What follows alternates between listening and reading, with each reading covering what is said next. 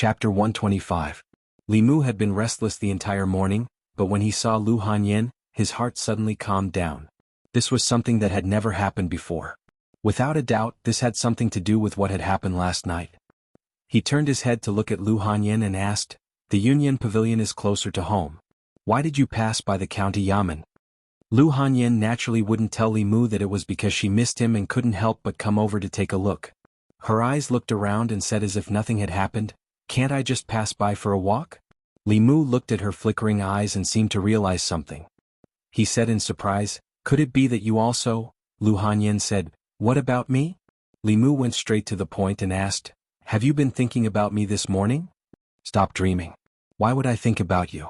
There's no such thing," Lu Hanyan said mockingly. She suddenly looked at Li Mu and asked, "Could it be that you also?" Li Mu nodded. Lu Hanyan's face was blank. "Why would it be like this?" Li Mu said, "I think it might be because of what happened last night." The book didn't elaborate on what would happen when a pure yin body and a pure yang body were together, other than being able to increase their magical power through dual cultivation. After all, the probability of a man and a woman with these two types of physiques being together was extremely low. The probability of them coincidentally getting along as neighbors and coincidentally getting drunk and sleeping in the same bed was infinitely close to zero. Li Mu and Lu Hanyan's situation was something that no one had ever encountered before. It was only at this moment that Li Mu deeply understood what the book meant by a match made in heaven. They were like two magnets. Even if they were far apart, the reaction of the yin and yang bodies would still firmly attract them together.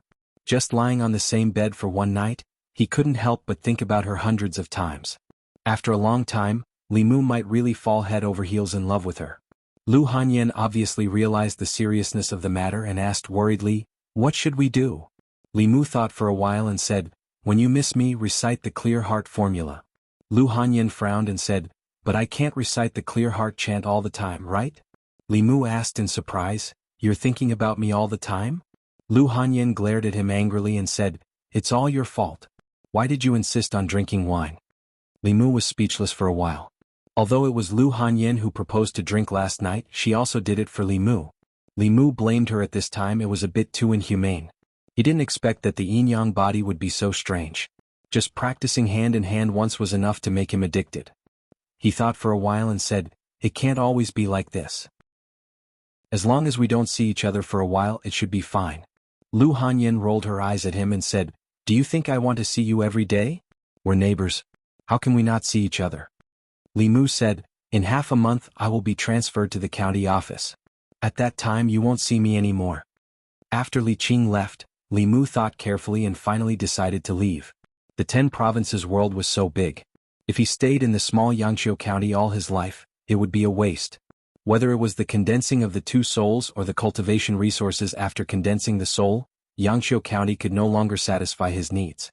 Lu Hanyan was stunned and asked, "You're leaving?" Li Mu nodded and said, "This is the order of the county governor. It came half a month ago." Lu Hanyan followed Li Mu silently for a while before saying, "Congratulations, Lord Li. You've been promoted." Li Mu said, "In this half a month I will finish writing strange stories from a Chinese studio. I will leave the haunted house to you." Lu Hanyan pursed her lips and said, "You speak as if you didn't leave it to me in the past." Li Mu handed her a piece of jade and said, "This is a reward from the county governor. I haven't used it all. The remaining energy inside is enough for you to condense another soul. However, it's best to rely less on external forces for cultivation. The Dharma power you cultivate yourself will be more solid and the power you can unleash will be greater." Lu Hanyan said impatiently, I know. At night, Li Mu sat cross-legged in the courtyard. Xiao Bai lay beside him. Strands of spiritual qi were separated from the surrounding void and entered the bodies of the human and the demon. At a certain moment, Li Mu's tightly shut eyes slowly opened. He murmured, 9 cycles of pure qi, soul suppressing evil, heavenly beast guarding the door, delicate girl guarding the pass. Filth removal, condense. In the next moment he felt some subtle changes in his body. The Dharma power in his body had also increased significantly. After half a year he had condensed 5 of the 7 souls. Li Mu had only used a portion of the boldness bestowed by the county governor to successfully condense the soul of filth removal. Following that, the 2 emotions and 2 souls were Shunqing and Shunqing. He could easily refine them without the assistance of boldness. The difficulty lay in collecting them. Li Mu's Dharma power after condensing 5 souls was no weaker than a cultivator who had condensed 7 souls. After condensing the filth removal soul, his Dharma power was about the same as a cultivator who had just entered the second realm. He tried to write Fulu that he could not write in the past. He discovered that he could already successfully write Fulu like the soul-searching talisman, the divine travel talisman, and the likes. As for the third word of the 9 syllables mantra, he was still unable to grasp it. However, as his Dharma power increased by leaps and bounds in his daily practice, his mastery of the confrontation formula was no longer the same as before. If he encountered any jumping zombies now, even if they moved quickly, Li Mu was confident that he could kill them in one strike. And when he condensed the 3 souls to a certain extent and condensed them into a god, the lightning technique would undergo another transformation. It would evolve from white lightning to purple lightning. Even a transcendent cultivator would not dare to take it head-on. In this half a month, Li Mu had gone to the Bay of Clearwater twice, but he did not see Su He. The hut by the water was still there, but Su He was not in it. She was probably refining the soul power of the 1,000 illusions venerable in some hidden place. He did not know how long it would take for her to completely refine it. Perhaps before Li Mu left, he would not be able to see her again. Lu Hanyan was not in a good mood these days. Wanwan was also constantly frowning and seemed to have a lot on her mind. One day when they were eating, she finally could not help but look at Li Mu and ask softly, "Young master, after you leave will you come back?" Li Mu stroked the young maid's hair and said with a smile, "Of course I will come back to see you at least once a month." With his current cultivation and the divine travel talisman, he could cover a distance of several hundred li in just over half a day. With Li Mu's promise, Wanwan's mood improved a little. Li Mu then looked at Xiaobai and said, "In 2 days I will send you back to the mountain." Xiaobai raised her head and said firmly, "I have not finished repaying my debt of gratitude. Wherever my benefactor goes I will follow." Li Mu shook his head and said, "The prefectural city is not like the county city. There are many powerful cultivators there. You will be in danger if you go. Besides, when I saved you it was only a small matter. You have already repaid your debt of gratitude these days." Xiaobai did not listen to Li Mu, which was rare. She said, "Perhaps to my benefactor, this was only a small matter. But if not for you I would have died at the hands of the hunters. My benefactor's kindness is the debt of saving my life. It is not something that can be repaid by sweeping the floor and wiping the table." When the little fox was obedient, she was very obedient. When she was stubborn, she was also very stubborn. Other than her appetite, this was the biggest difference between her and Wanwan. Li Mu could not reject her directly, so he said, "You can't repay me now. After you transform, come to the prefectural city to find me." Lu Hanyan thought about it carefully, then raised her head and threw Li Mu a look of disdain. "What is it that can't be done before you transform?" Lu Hanyan thought about it carefully, then looked up and threw Li Mu a look of disdain. Li Mu pretended not to see it. What kind of place was the prefectural city? It was the capital of the North County. There were countless cultivators stationed in the city. It was not a place where a little demon in the embryonic body transformation realm should go. Even if she was not worried, Li Mu was not. Her benefactor was not chasing her away. He just disliked her because her cultivation was too low and she could not transform. The little fox thought about it and could only nod obediently. "Don't worry, my benefactor. I will cultivate well in the mountains and try to find you as soon as possible." Li Mu heaved a sigh of relief. Although Xiaobai's talent was not bad, she was still too young. If she did not have any fortuitous encounters, it would be at least a few years or more before she could transform. Even if she could find him by then, it would be a matter of time. Today's meal was still cooked by Lu Hanyan. After Li Mu finished eating, he went to the kitchen to wash the dishes alone. Lu Hanyan leaned against the kitchen door and asked, "When are you leaving?" Li Mu said, "In a few days." Lu Hanyan said, "Then you are not in a hurry to leave." Li Mu heard the deeper meaning in her words and asked, "What do you want to do?" Lu Hanyan asked, "Do you want to cultivate together again?" Li Mu had already experienced the attraction of yin and yang. It was very boring for him to cultivate alone, but if he cultivated with Lu Hanyan he would be addicted.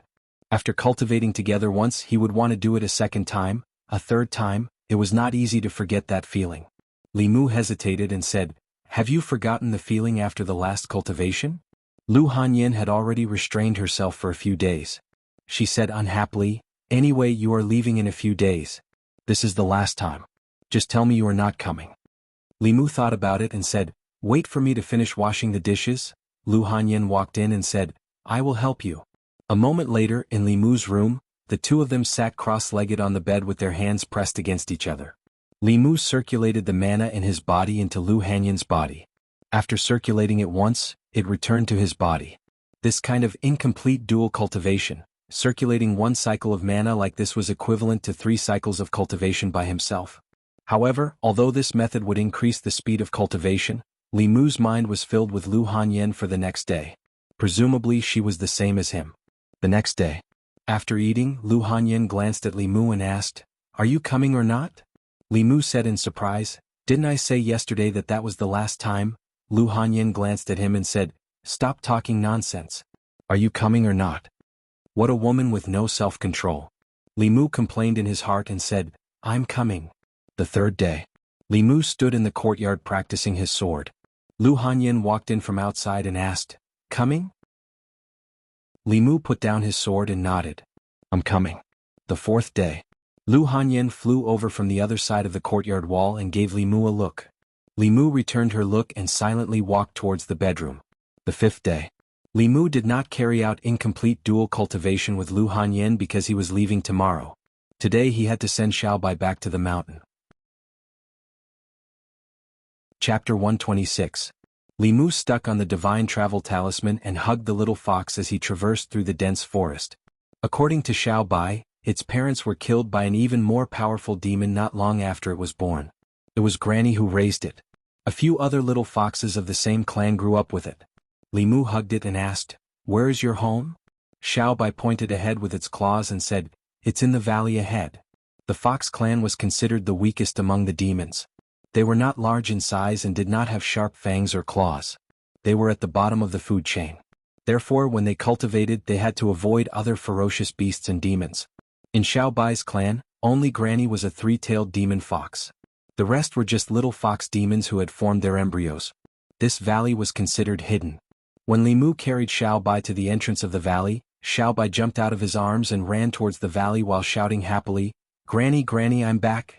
Li Mu's figure flashed and appeared in front of it instantly. Xiaobai stopped suddenly and asked in confusion, "Benefactor, what's wrong?" Li Mu said with a serious expression, "Be careful. Something's not right here. Come to me." Although there was no movement around him, he instinctively sensed danger. This was the biggest difference between cultivators who had refined the first soul and those who had not. Xiaobai jumped lightly and landed on Li Mu's shoulder. Li Mu held Bai and walked slowly into the valley ahead. As soon as he stepped into the valley, he smelled a strong stench of blood. Li Mu looked up and saw the corpse of a fox at a glance. His gaze moved forward again. Almost every few steps there was a dead fox. In the area he could see, there were at least a dozen of them. The blood on these foxes had dried up. They had clearly been dead for a long time. A white figure jumped down from Li Mu's shoulder and ran to the corpse of a fox. She said with a trembling voice, "Sister Yingying, what's wrong with you? Wake up, Sister Yanyan, Sister Yinyin. What's wrong? Wake up." It kept jumping around the corpses of these foxes. Its voice was trembling and it was on the verge of collapse. Li Mu looked at a fox corpse at his feet and frowned. Sword wound? The wounds on their bodies were flat and smooth. They had all been killed with a single strike. Monsters would not leave such wounds. It was very likely that they had died at the hands of human cultivators. Li Mu seemed to have thought of something. He circulated his magic power and used the Heaven's Eye technique. He saw that there was not a single soul in their bodies. The souls of demons would not dissipate so quickly. Furthermore, they had been dead for no more than 3 days. The first thing that came to Li Mu's mind was that there were cultivators who killed demons and took their souls. The reason why Ren Yuan's cultivation had improved so quickly was because Venerable Thousand Illusions had used countless demon souls to help him. Seeing so many corpses of its kind, Xiaobai had already collapsed to the ground. It cried, "Granny, where are you?" Li Mu sighed and asked, "Is there anything of your granny's here? Maybe we can find it with the Fulu." Xiaobai ran towards a cave in the distance. Li Mu found a futon where it had stopped. Xiaobai stretched out its front paw and wiped its eyes. It said with a choked voice, "Granny often cultivated here." Li Mu bent down and picked up a few fox hairs from the futon. The fox hairs were yellow and white. They did not have any luster. It was obvious that they were left behind by an old fox. Li Mu took out an immortal guiding talisman from his bosom. He mixed the fox fur into it and folded it into the shape of a paper crane. He then threw the paper crane into the air. The paper crane slowly flapped its wings and flew out of the cave. Li Mu carried Xiaobai and said, "Let's go. It should be nearby." He activated the divine travel talisman and ran out of the cave. He ran towards a certain direction. In a secluded forest, a few gray wolves were attacking an old fox. The old fox had gray fur. Its body was pierced by a sword and its aura was very weak. The gray wolves were very fast. When they attacked, they waved their claws and there was a faint sound of wind breaking. Even so, they could not hurt the old fox. However, when the old fox's claws landed on their bodies, they could not cause any fatal damage to them. One of the gray wolves bared its white fangs and sneered, "Old fox, you didn't expect that you would have such a day, did you? When I devour your body, I will be able to achieve human transformation." The old fox looked at the 5 gray wolves. Its eyes were filled with despair and sorrow. If it was not injured, it naturally would not care about these wolf demons that had not achieved human transformation. However, it was heavily injured by that human cultivator and was on the verge of death. For the past 3 days, its only belief was to persevere until Xiaobai returned. However, it did not expect that these wolf demons would still find it despite its heavy injuries. It forcefully mobilized a trace of dermic powers. A fox claw suffused with a dim light and smacked the head of a gray wolf that was attacking it. Bang! The gray wolf's head was smashed. It fell to the ground and twitched twice before it stopped breathing. As for the old fox, it was limp on the ground. It did not even have the strength to stand up. A trace of joy appeared in the eyes of the gray wolf leader. It said, "Attack together and kill it. This old fox's meat is good stuff." Smelling the fishy smell from the wolf's mouth, the old fox sighed and closed its eyes in despair. In the end, it could not wait for Xiaobai to return. Boom! The sound of thunder suddenly exploded in its ears. At the same time, it also felt a familiar aura. It opened its eyes and saw a white thunderbolt descending on the head of the Wolf King. The Wolf King was struck into charcoal on the spot and its soul scattered. The rest of the gray wolves were shocked by this sudden change. When they came back to their senses, they subconsciously wanted to escape, but they saw a white light flash in front of their eyes. The next moment, they saw their rapidly running bodies in front of their heads. 4 gray wolves were beheaded in an instant. Li Mu stretched out his hand. The Bai sword that was not stained with a trace of blood automatically flew back to his hand. Now, his mastery of the thunder technique and the art of sword manipulation had reached the point of perfection. He could kill a few molded demons with a wave of his hand. "Grandma!" Xiaobai saw the old fox and quickly ran over. The old fox's eyes were filled with gratification. It said with a smile, "I didn't expect to see you before I die." "Grandma, you won't die. You won't die." Xiaobai suddenly spat out a pill from its mouth and said, "Grandma, quickly eat this pill. You'll be fine after you eat it." Li Mu shook his head. Even if he fed the old fox the pill that he did not consume, it would be of no use. The old fox's soul was already very weak. It was so weak that it could only survive. The reason why it was not dead yet was because of the mental power in its heart. Li Mu's hand glowed with a golden light. He sent it into the old fox's body. The golden light passed through the old fox's body and did not have any effect. Li Mu retracted his hand and said while shaking his head, "What else do you have to say? Hurry up and say it." The old fox's spirit was slightly better. It nodded slightly at Li Mu and said, "Thank you, benefactor." Li Mu walked to the side and extracted the spirit power from the bodies of the wolf demons that died under Bai Jian's sword. Xiaobai hugged the old fox. Its black pearl-like eyes were filled with tears. It cried, "Grandma, Sister Yingying is dead. Sister Yanyan is dead. Sister Yinyin is also dead." The old fox used its claws to stroke its head and said, "They were killed by human cultivators.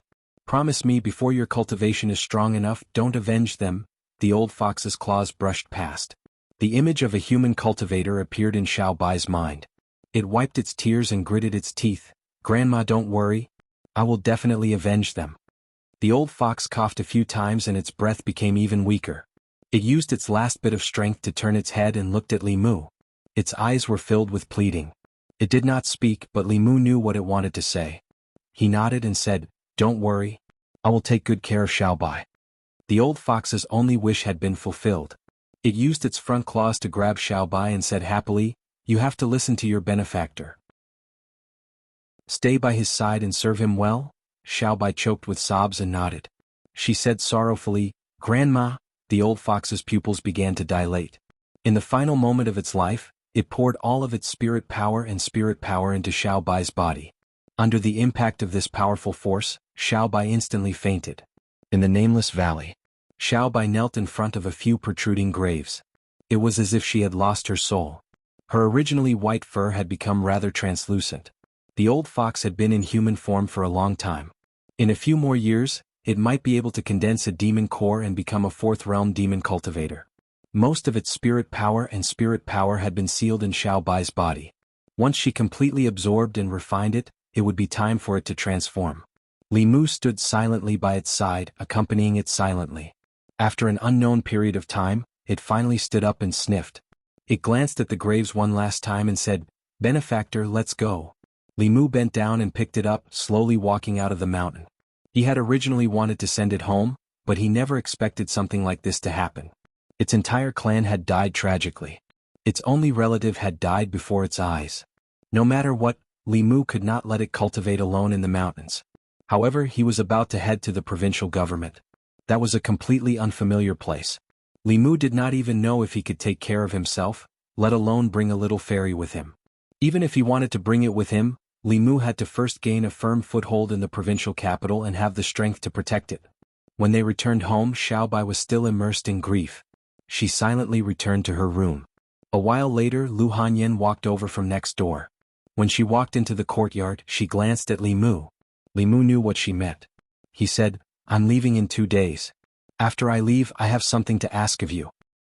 You don't care about the shop, you don't care about the money from selling the books. You want me to save it for you. Haven't you asked me for a lot of things?" Lu Hanyan rolled her eyes at him and said, "Speak. What is it?" "P.S. I recommend the new book by the old ghost of the Black Mountain, White-Headed Demon Master. It doesn't matter if the protagonist is powerful or a good person. It also doesn't matter if he can slay demons or exorcise devils. What matters is that his actions must be flashy and his hair must float." Chapter 127. In the courtyard, Li Mu looked at Lu Hanyan and said, "After I leave, I hope you can help me take care of Xiaobai." Lu Hanyan was stunned for a moment and said in surprise, "Didn't you send Xiaobai back?" Li Mu sighed and said, "Something happened. Xiaobai's clansmen and her grandmother have all passed away. She's the only one left. I don't feel at ease leaving her alone in the mountains, but it will also be dangerous to bring her to the prefecture capital." Lu Hanyan said in disbelief, "How could this be?" Although she had not spent much time with Xiaobai, she still liked this cute little fox very much. Today, when Li Mu sent her away, she and Wanwan were sad for a while. She did not expect that something like this would happen to her. She looked at Li Mu and asked, "Should I go and see her?" Li Mu shook his head and said, "Let her be alone for a while." Lu Hanyan sighed and said, "Don't worry. Wanwan and I will take good care of her." Li Mu took out a piece of jade and gave it to her, saying, "There are a few wolf demons inside. They once besieged Xiaobai's grandmother. In a few days you can give it to Xiaobai." Lu Hanyan took the jade and said, "I will exchange the silver you saved with me for banknotes tomorrow. Take them with you when you go to the prefecture capital. You will need them." Li Mu did not spend much on himself. Lu Hanyan helped him save up the profits from the shop and the royalties from the bookstore. He did not know how much he had saved up. The next morning, Lu Hanyan took out a few banknotes and handed them to Li Mu, saying, "Here are 500 taels. Take them with you. Don't lose them. I asked Wanwan to help you pack up some loose silver." I know. Li Mu was very clear in his heart that although he had earned a lot of money during this period of time, it was still far from 500 taels. However, he didn't say much. He accepted the banknotes and took the bundle from Wanwan's hands. He said, "I'm leaving. I'll leave the family to you." Wanwan looked at him reluctantly and said, "Young master, you must come back often." Li Mu patted her head and said, "I will." He lowered his head to look at Xiaobai and said, "Listen to Sister Lu at home and cultivate well." The little fox nodded seriously. "I'll work hard in my cultivation and wait for your return, benefactor." Li Mu waved to Lu Hanyan and said, "Goodbye." Lu Hanyan waved her hand and said, "Goodbye." She watched as Li Mu walked out of the house and forcefully restrained her urge to follow him. Then her heart suddenly jolted. Just a moment ago she really did have the thought of leaving with Li Mu. Because if she left with Li Mu, they could hold hands and cultivate together every day. That kind of feeling made her intoxicated. No. Lu Hanyan shook her head violently and chased the complicated thoughts out of her mind. She knew that she couldn't go on like this. If this went on, she was afraid that she wouldn't be able to leave Li Mu for the rest of her life. Although that kind of feeling was really very, very comfortable, she couldn't sink into it anymore. Absolutely not. Lu Hanyin kept reciting the heart-calming mantra and her gaze gradually became firm. Wanwan noticed her abnormality and turned to ask, "Miss, what's wrong?" Lu Hanyin let out a long sigh of relief and looked at Wanwan. She asked, "What do you think about opening a few more branches in the prefecture capital?" At the entrance of the county yamen, Zhang County magistrates gently patted Li Mu and Li Xi's shoulders and said, "The county yamen is not like the county yamen. When you get there you must keep a low profile and be careful. No matter what, your lives are the most important. If you really can't do it, come back. There will always be a place for you in the county yamen." Li Xi thought for a moment and asked, "Sir, can I come back now?" Zhang County magistrate smiled and said, "The carriage is here. Hurry up and set off." Li Mu walked to Zhang Shan and said, "After I leave, help me look after the Yunyan pavilion." Zhang Shan patted his chest and said seriously, "Don't worry about going to the prefecture capital. From today onwards I will respect Lady Lu like a mother. Whoever dares to bully her is bullying my mother. See if I don't twist his dog head off and kick it like a ball." Li Mu had previously mentioned to Lu Hanyin that if it was convenient, she could arrange a source of income for Zhang Shan. Zhang Shan was a bailiff. According to the laws of Great Zhou, he couldn't do business. Li Mu's haunted house was only a secret investment. On the surface, it was operated by Lu Hanyin. It wasn't easy to arrange a source of income for him. Lu Hanyin directly recruited Zhang Shan's wife into the Yunyan pavilion and gave her a good salary every month. Then she inexplicably had a son. Li Mu trusted Zhang Shan. In the entire county yamen, he had followed Zhang County magistrates the longest. Although he was always kicked out, he was still the #1 lackey of the Zhang County magistrates. If anything happened, it would be up to Zhang County magistrates to cover for him. After dealing with these matters, he walked to the side of the carriage and said to Li Si, "It's getting late. Let's go." If Li Mu was alone and used the teleport talisman, it would only take a little more than half a day to reach the prefecture capital. However, Li Si was just a normal person. He couldn't use his mana to activate the teleport talisman. The two of them could only choose to take the carriage. Although it would take a little longer, it was more comfortable. Everything in Yangqiu County was more or less arranged. The only regret was that he didn't get to see Su He. Before leaving, Li Mu made another trip to the Bay of Clearwater, but he still didn't get to see Su He. He didn't know when she would end her closed-door training, whether the refining process would go smoothly, and when the female corpse at the bottom of the lake would emerge. Li Mu left a letter in the small house, explaining his whereabouts. When Su He finished her closed-door training, she would see it. Li Si leaned against the carriage. His gaze swept across Li Mu's face and said, "I didn't expect you to think of other women besides the boss and Lady Lu." Li Mu was surprised and said, "How did you know I was thinking of other women?" Li Si said indifferently, "When you think of the boss, your expression will be more serious. When you think of Lady Lu, the corner of your mouth will always be smiling. The woman you were thinking of just now clearly wasn't either of them. You're worried about her. Is she in danger?" Li Mu didn't answer. He only sighed and said, "It's a pity that you didn't go into fortune-telling." Li Si sighed and said, "It's a pity that I can tell the fate of others, but I can't tell my own." Li Mu was promoted by the governor because of those two contributions. The person who called out Li Si was the governor. Needless to say, the reason why he called out Li Si must be because of Qin Miao Miao. A few months ago, in order to bring Zhao Yong to justice, Zhang County magistrates used his daughter's help to invite Qin Miao Miao, the daughter of the governor. Later, Li Mu and Zhang Shan's plan failed. It was Li Si who used a handsome man trick to capture Qin Miao Miao's heart and reversed the situation. Obviously, this matter couldn't be hidden from the governor. However, if the governor vented his anger on this matter, no matter if it was Zhang Shan, Li Si, Li Mu, or even the county magistrate, none of them could escape the responsibility. However, in the past 6 months, the governor's mansion had been peaceful. It wasn't difficult to guess why the governor promoted Li Si. It wasn't recruiting constables, it was recruiting a son-in-law. Li Mu made a fist and palm salute to Li Si and said, "Congratulations." Li Si ignored him. He leaned against the carriage and looked up at the sky outside the window at a 45-degree angle. The speed of the carriage couldn't be compared with that of Li Mu, who used the teleport charm. The horse couldn't go all the way. Basically, it had to stop for a rest every 2 hours. Originally, it only took half a day, but now it took 1.5 days. At dusk, the coachman stopped the carriage and lifted the curtain. He said, "Sirs, there is still half the distance to the county capital. 10 miles ahead, there is an inn at the fork in the road. If we continue forward, the nearest inn will be a few dozen miles away. Why don't we rest there for the night and continue our journey tomorrow morning? The horses also need to eat and drink." Li Mu nodded and said, "Then let's stay there for the night." If there was a bed to sleep on, Li Mu didn't want to eat and sleep in the open. Moreover, there was Li Si. Anyway, the travel expenses along the way were reimbursed by the county government. The inn in the mountains was naturally not as good as the one in the county town, but it also had a place to shelter them from the wind and rain. The three of them booked 3 rooms. The coachman stopped the carriage in the yard and untied the horse. He led it to the stable and fed it some hay and water. Li Si was in a bad mood. He didn't speak much along the way. When he arrived at the inn, he went into his room and didn't come out again. The inn had prepared food, but Li Mu didn't eat it. Before he left, Lu Hanyin had prepared food for him in a food box. He could eat it after heating it up. She even thoughtfully drew a talisman for Li Mu. Li Mu stuck the Fulu talisman on the food box. After activating it, he waited for a quarter of an hour before opening the food box. The food inside was steaming. Li Mu sighed. Although he and Lu Hanyin often bickered, in his heart, Lu Hanyin was already a perfect woman.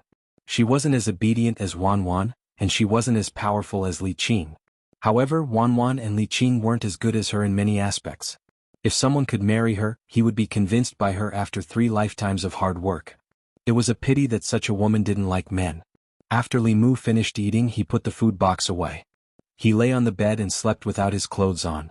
Tonight he didn't meditate. He didn't know what would happen when he arrived at the county town tomorrow. He needed to conserve his energy. This inn was located in a remote mountainous area, so there weren't many guests tonight.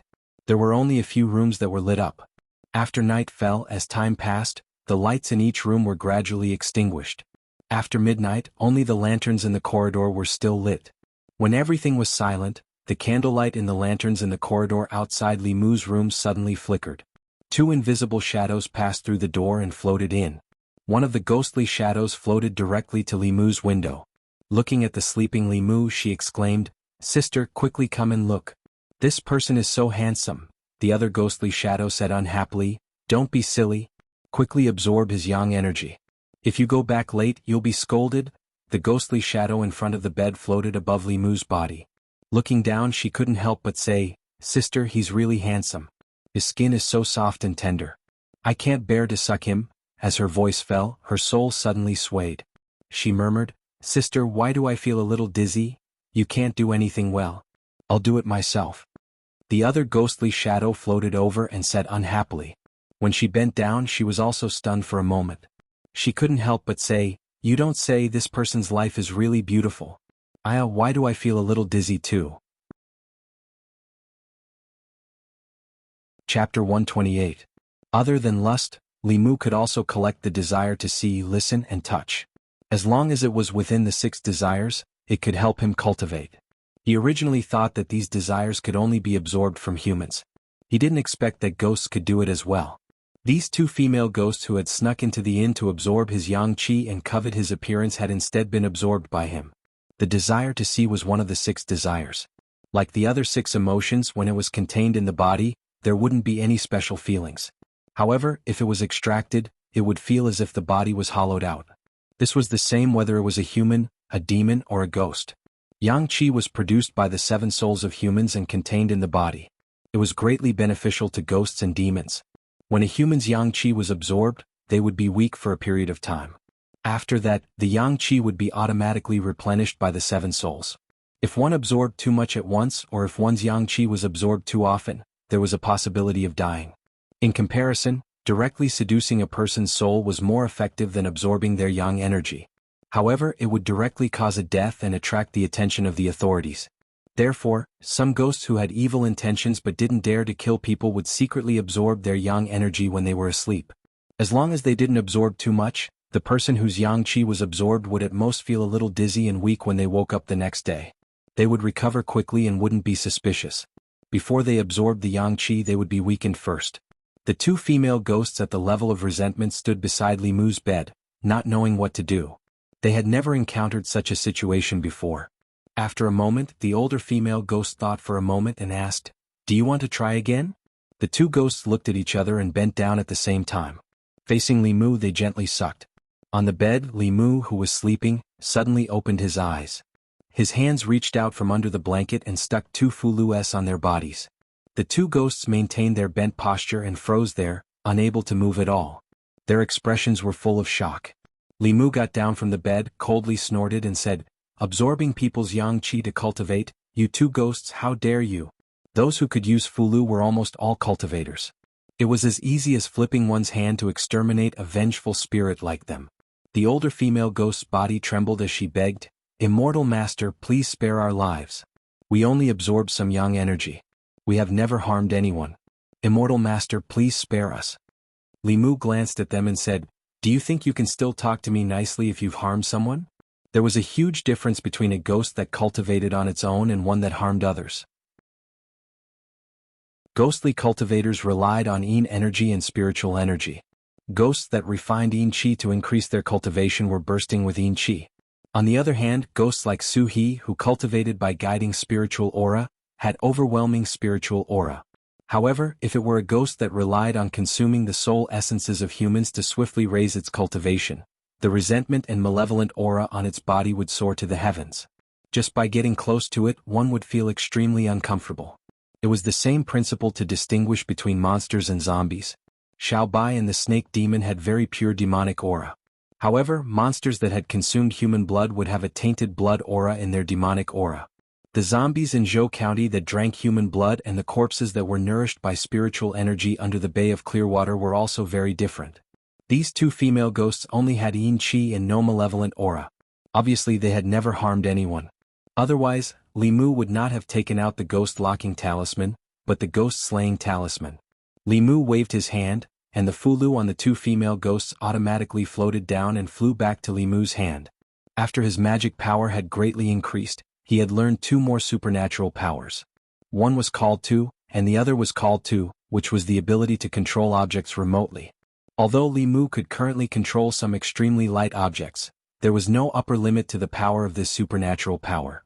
He could only control the talisman remotely. However, when used by an upper realm cultivator, it could move mountains, fill seas and cut off rivers.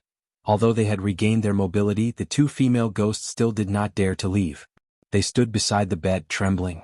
Li Mu glanced at them and said, "Although absorbing people's yang qi will not harm anyone's life, it is also not the right path. Seeing that your cultivation is not easy, I will let you live today. However, if you dare to do it again, I will not let you off easily." The younger female ghost seemed to want to say something, but the older female ghost pulled her and quickly said, "Thank you, Immortal Master. Thank you, Immortal Master. This little ghost will not dare to do it again." Li Mu waved his hand and said, "Remember what I said.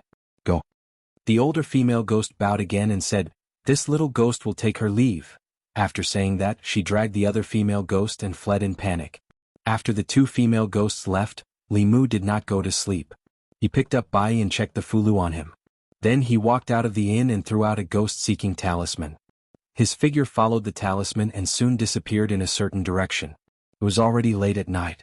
In the wilderness there were two dark figures moving quickly through the wilderness. They were the two female ghosts, one big and one small. After walking for a while, the younger female ghost could not help but ask, "Sister, why didn't you tell Immortal Master to save us just now?" The older female ghost looked at her and shook her head. "Immortal Master is merciful. He did not pursue our offense and let us live. How could we implicate him?" The younger female ghost said with a bitter face, "But we did not absorb any yang qi today. We will be punished by the king when we go back." The older female ghost said, "Punish us if you want. We won't die anyway." The younger female ghost said in a low voice, "But we are already dead." The older female ghost said angrily, "I said die again. Why are you so talkative? Hurry up and go back." The two female ghosts walked all the way. They did not realize that not far behind them, a figure who hid all his aura was silently following them. Li Mu listened to their conversation and felt that the two female ghosts were loyal. It was not in vain that he let them go just now. When they were in the room earlier, Li Mu had sensed that the two female ghosts were hiding something from him. Now it seemed that it was true. They were controlled by the thing called King, which was very likely to be a high-level ghost. Li Mu did not know the level of the ghost, but he thought that it should not be in the middle realm. Ghost cultivators in the soul realm would not be so sneaky.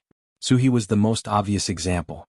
Their cultivation was powerful and they disdained absorbing the yang qi of mortals to increase their cultivation.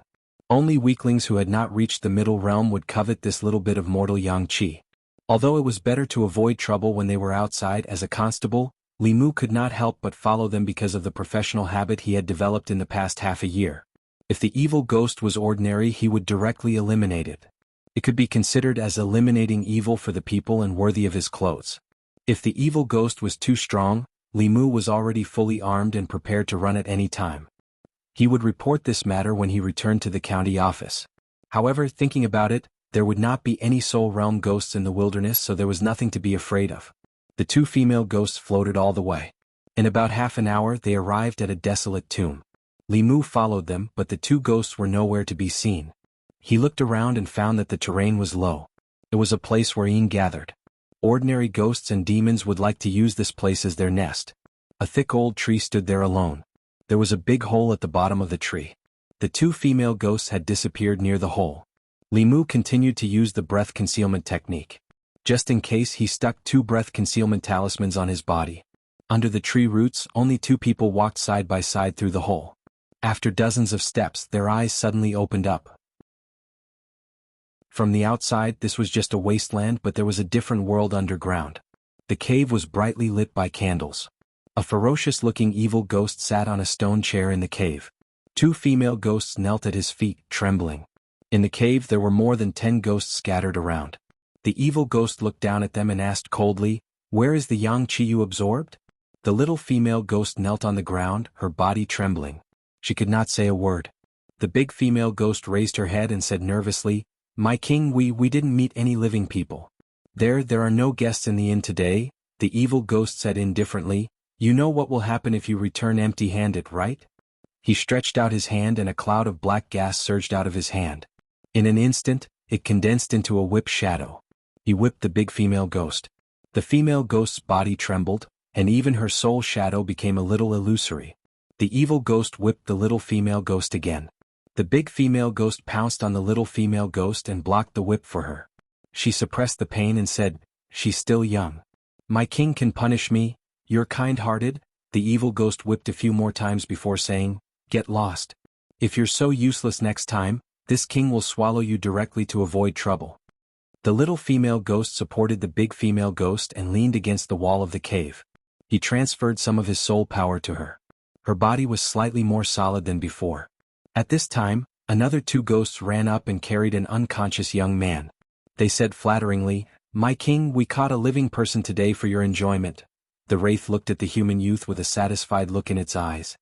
He waved his hand and sent out 2 clouds of black gas into the bodies of the 2 ghosts. The bodies of the 2 ghosts became even more solid. They knelt on the ground and kowtowed repeatedly. "Thank you, my king. Thank you, my king." The evil ghost walked in front of the human youth and opened his mouth.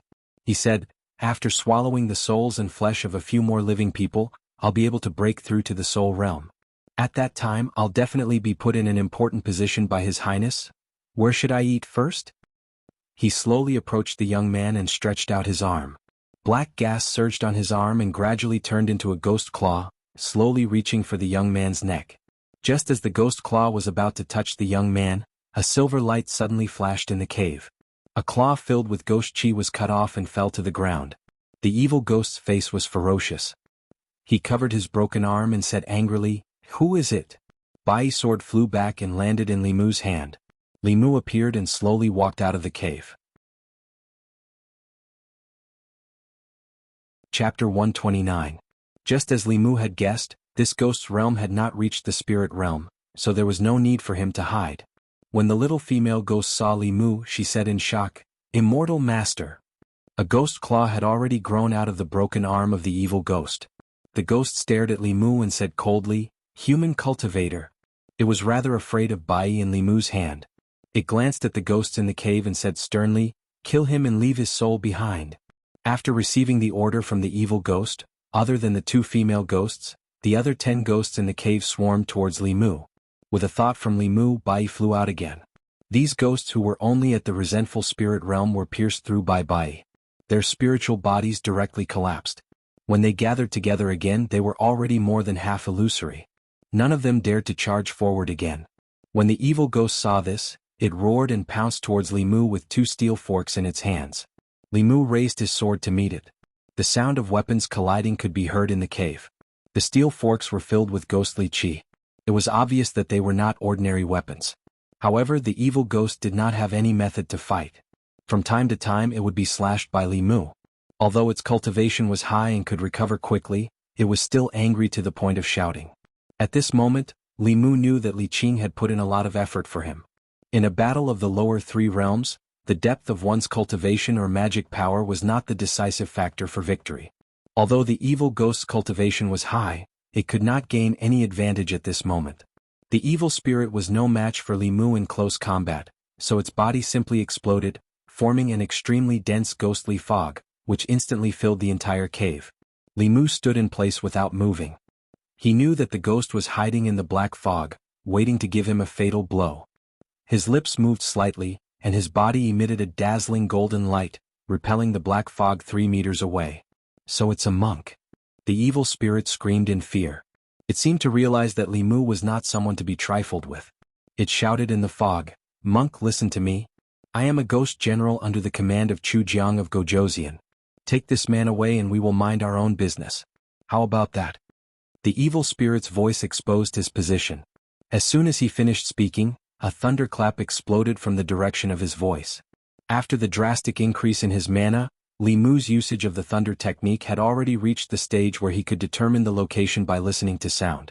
He said angrily, "You're the monk. Your whole family are monks." After the lightning, the black fog dissipated.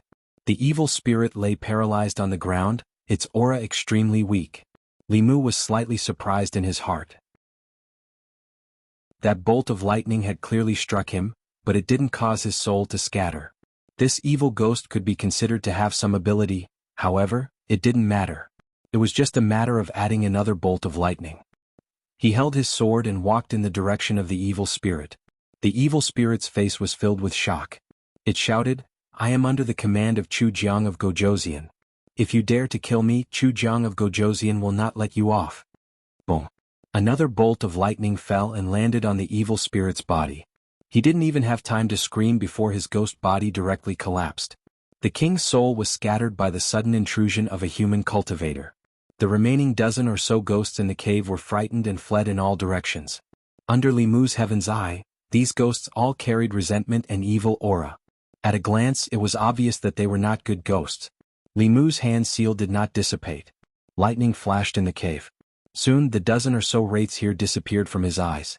In the cave there was only a large amount of soul power left. The 2 female ghosts hugged each other tightly and trembled. Li Mu withdrew his hand seal and put Bai back into the scabbard. Looking at the 2 female ghosts, he said, "So it was this evil spirit who ordered you?" The little female ghost's body trembled uncontrollably. She said in a trembling voice, "Immortal master, don't be afraid. You haven't harmed anyone. I won't kill you." Li Mu waved his hand and asked, "How did you work for this ghost?" Seeing that Li Mu had no intention of killing them, the big female ghost was slightly relieved. She said, "Benefactor, we were originally lonely souls in this mountain. We were kidnapped by this evil spirit and were asked to absorb the yang qi of mortals for cultivation. Thank you for killing this evil spirit and freeing us." Li Mu nodded. Thinking of the evil spirit's words before it died, he asked, "Who is Chu Jiang of Gojoseon?" The big female ghost shook her head and said, "We only know that this evil spirit claimed to be the 18th ghost general under Chu Jiang of Gojoseon. We don't know who Chu Jiang of Gojoseon is." The 18th ghost general. This ghost general was actually not weak. If it wasn't for Li Mu, it would be difficult for ordinary cultivators in the soul condensing realm or the soul condensing realm to deal with it without special means. Such a powerful ghost was only ranked 18th. This Chu Jiang of Gojoseon was at least in the middle realm. Whether he was a human, a ghost, or a demon, Li Mu was no match for him. Li Mu put this matter aside for now. He collected the remnant soul energy of these ghosts and said to the 2 female ghosts, "Go and find a place to cultivate quietly. Don't absorb the yang qi of mortals. If other cultivators see you next time, they won't let you go so easily." The big female ghost was grateful and promised, "We swear to Immortal Master that we won't harm anyone again." The little female ghost looked up and asked, Sister, where else can we go? I'm afraid we'll be caught again. Li Mu looked at the two female ghosts. It was indeed difficult for these lonely souls to survive. Righteous cultivators wanted to get rid of them. Heretical cultivation and demonic cultivators would capture them to refine magic tools. Even the more powerful ones wanted to devour them to improve their cultivation. These two female ghosts had good natures, but their strength was not high. If they were left to wander around, they would not have a good ending. Li Mu thought for a moment and said, "If you don't have a place to go, I can recommend a place for you." This young immortal master didn't kill them, so he definitely wouldn't harm them. The big female ghost was delighted. She quickly pulled the little female ghost and kowtowed to Li Mu, saying, "Thank you, immortal master." "Thank you," Li Mu said. "From here, follow the official road and go east. You should be able to reach Yangqiu County before dawn. When you arrive, go to the Bay of Clearwater and find a girl called Su He. Tell her that Li Mu told you to find her." Thinking that Su He might not have come out of seclusion yet, Li Mu added, "That place is very safe. When you get there, if she doesn't appear, you just have to wait patiently. She will take the initiative to find you." Su He was alone in the Bay of Clearwater. She was empty and lonely. Before, there was a snake accompanying her. After Bai Yinshin left, there was no one to talk to her. She had complained many times that Li Mu did not visit her enough. Li Mu sent the two ghosts over. They were both ghosts. So he could have a companion and the two ghosts could have a backer. They would not become lonely souls. It was the best of both worlds. The big female ghost thought for a moment and kowtowed to Li Mu. She said gratefully, "Thank you, immortal master. We will go now." Even if they were to hide in the deep mountains or forests, there was still a chance that they would be discovered by powerful demonic ghosts. She did not know what would happen after reaching the Bay of Clearwater, but it was definitely better than wandering outside. After the two female ghosts thanked Li Mu, they floated away.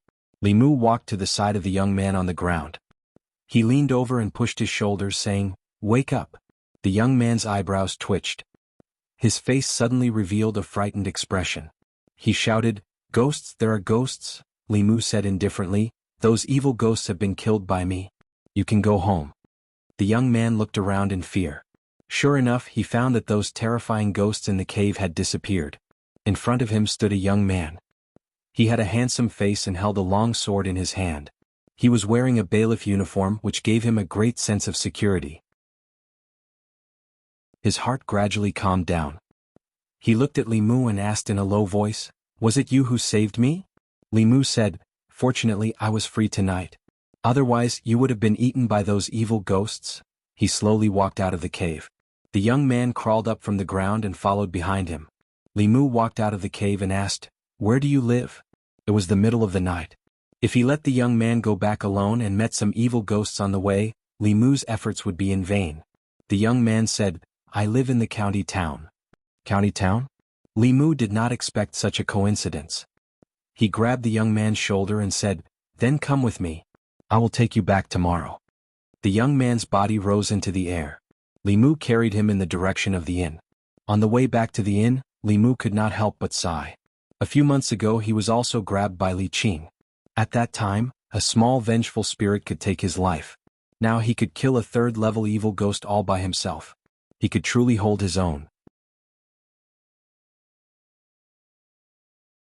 Chapter 130. By the time Li Mu brought the young man back to the inn, it was already past midnight. The inn was already closed for the day. He let the young man sleep on the bed while he sat down cross-legged to refine the souls of the dead ghosts.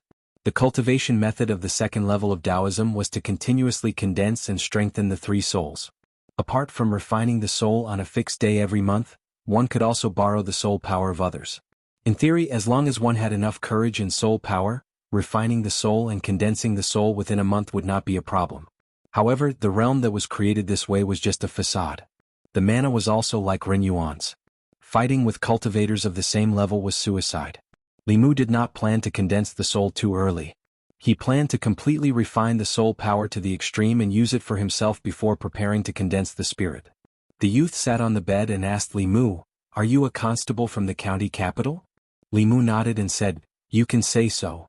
The youth lay down on the bed and soon the sound of steady breathing could be heard. Li Mu lowered his head to take a look. Most of the time, the clothes he was wearing gave people a sense of security. In the Great Zhou, being a constable was never a lowly job. They received the lowest salary and did the most dangerous things.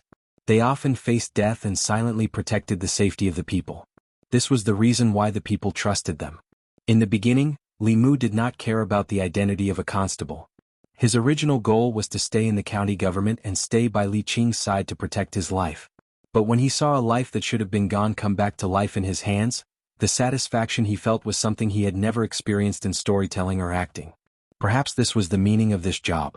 In the morning when Li Mu opened the door to his room, Li Si also came out from next door. He rubbed his head and held the door. He said in surprise, "That's strange. I slept for so long yesterday. Why am I still so tired?" Li Mu took out the porcelain bottle that Xuandu gave him. There was one last pill left in it and he threw it to Li Si. Li Si took it and asked, "What is this?" This pill didn't have much effect on Li Mu, so Li Mu casually said, "It's for nourishing the body." Li Si poured out the pill from the porcelain bottle and tossed it into his mouth. A moment later, he looked at Li Mu in surprise and asked, "This thing is not bad. Do you have more?" "No." Li Mu waved his hand and said, "Pack up and get ready to go." A moment later, Li Si stood downstairs and saw the youth who followed Li Mu out. He curiously asked, "Where did he come from?" Li Mu said, "I picked him up last night and sent him back to the county town." Li Si sized up the youth a few times but didn't ask much. After boarding the carriage, he sat in a corner with a worried expression. The closer they got to the county town, the deeper the worry on his face. On the way to the county town, Li Mu asked the youth a few simple questions.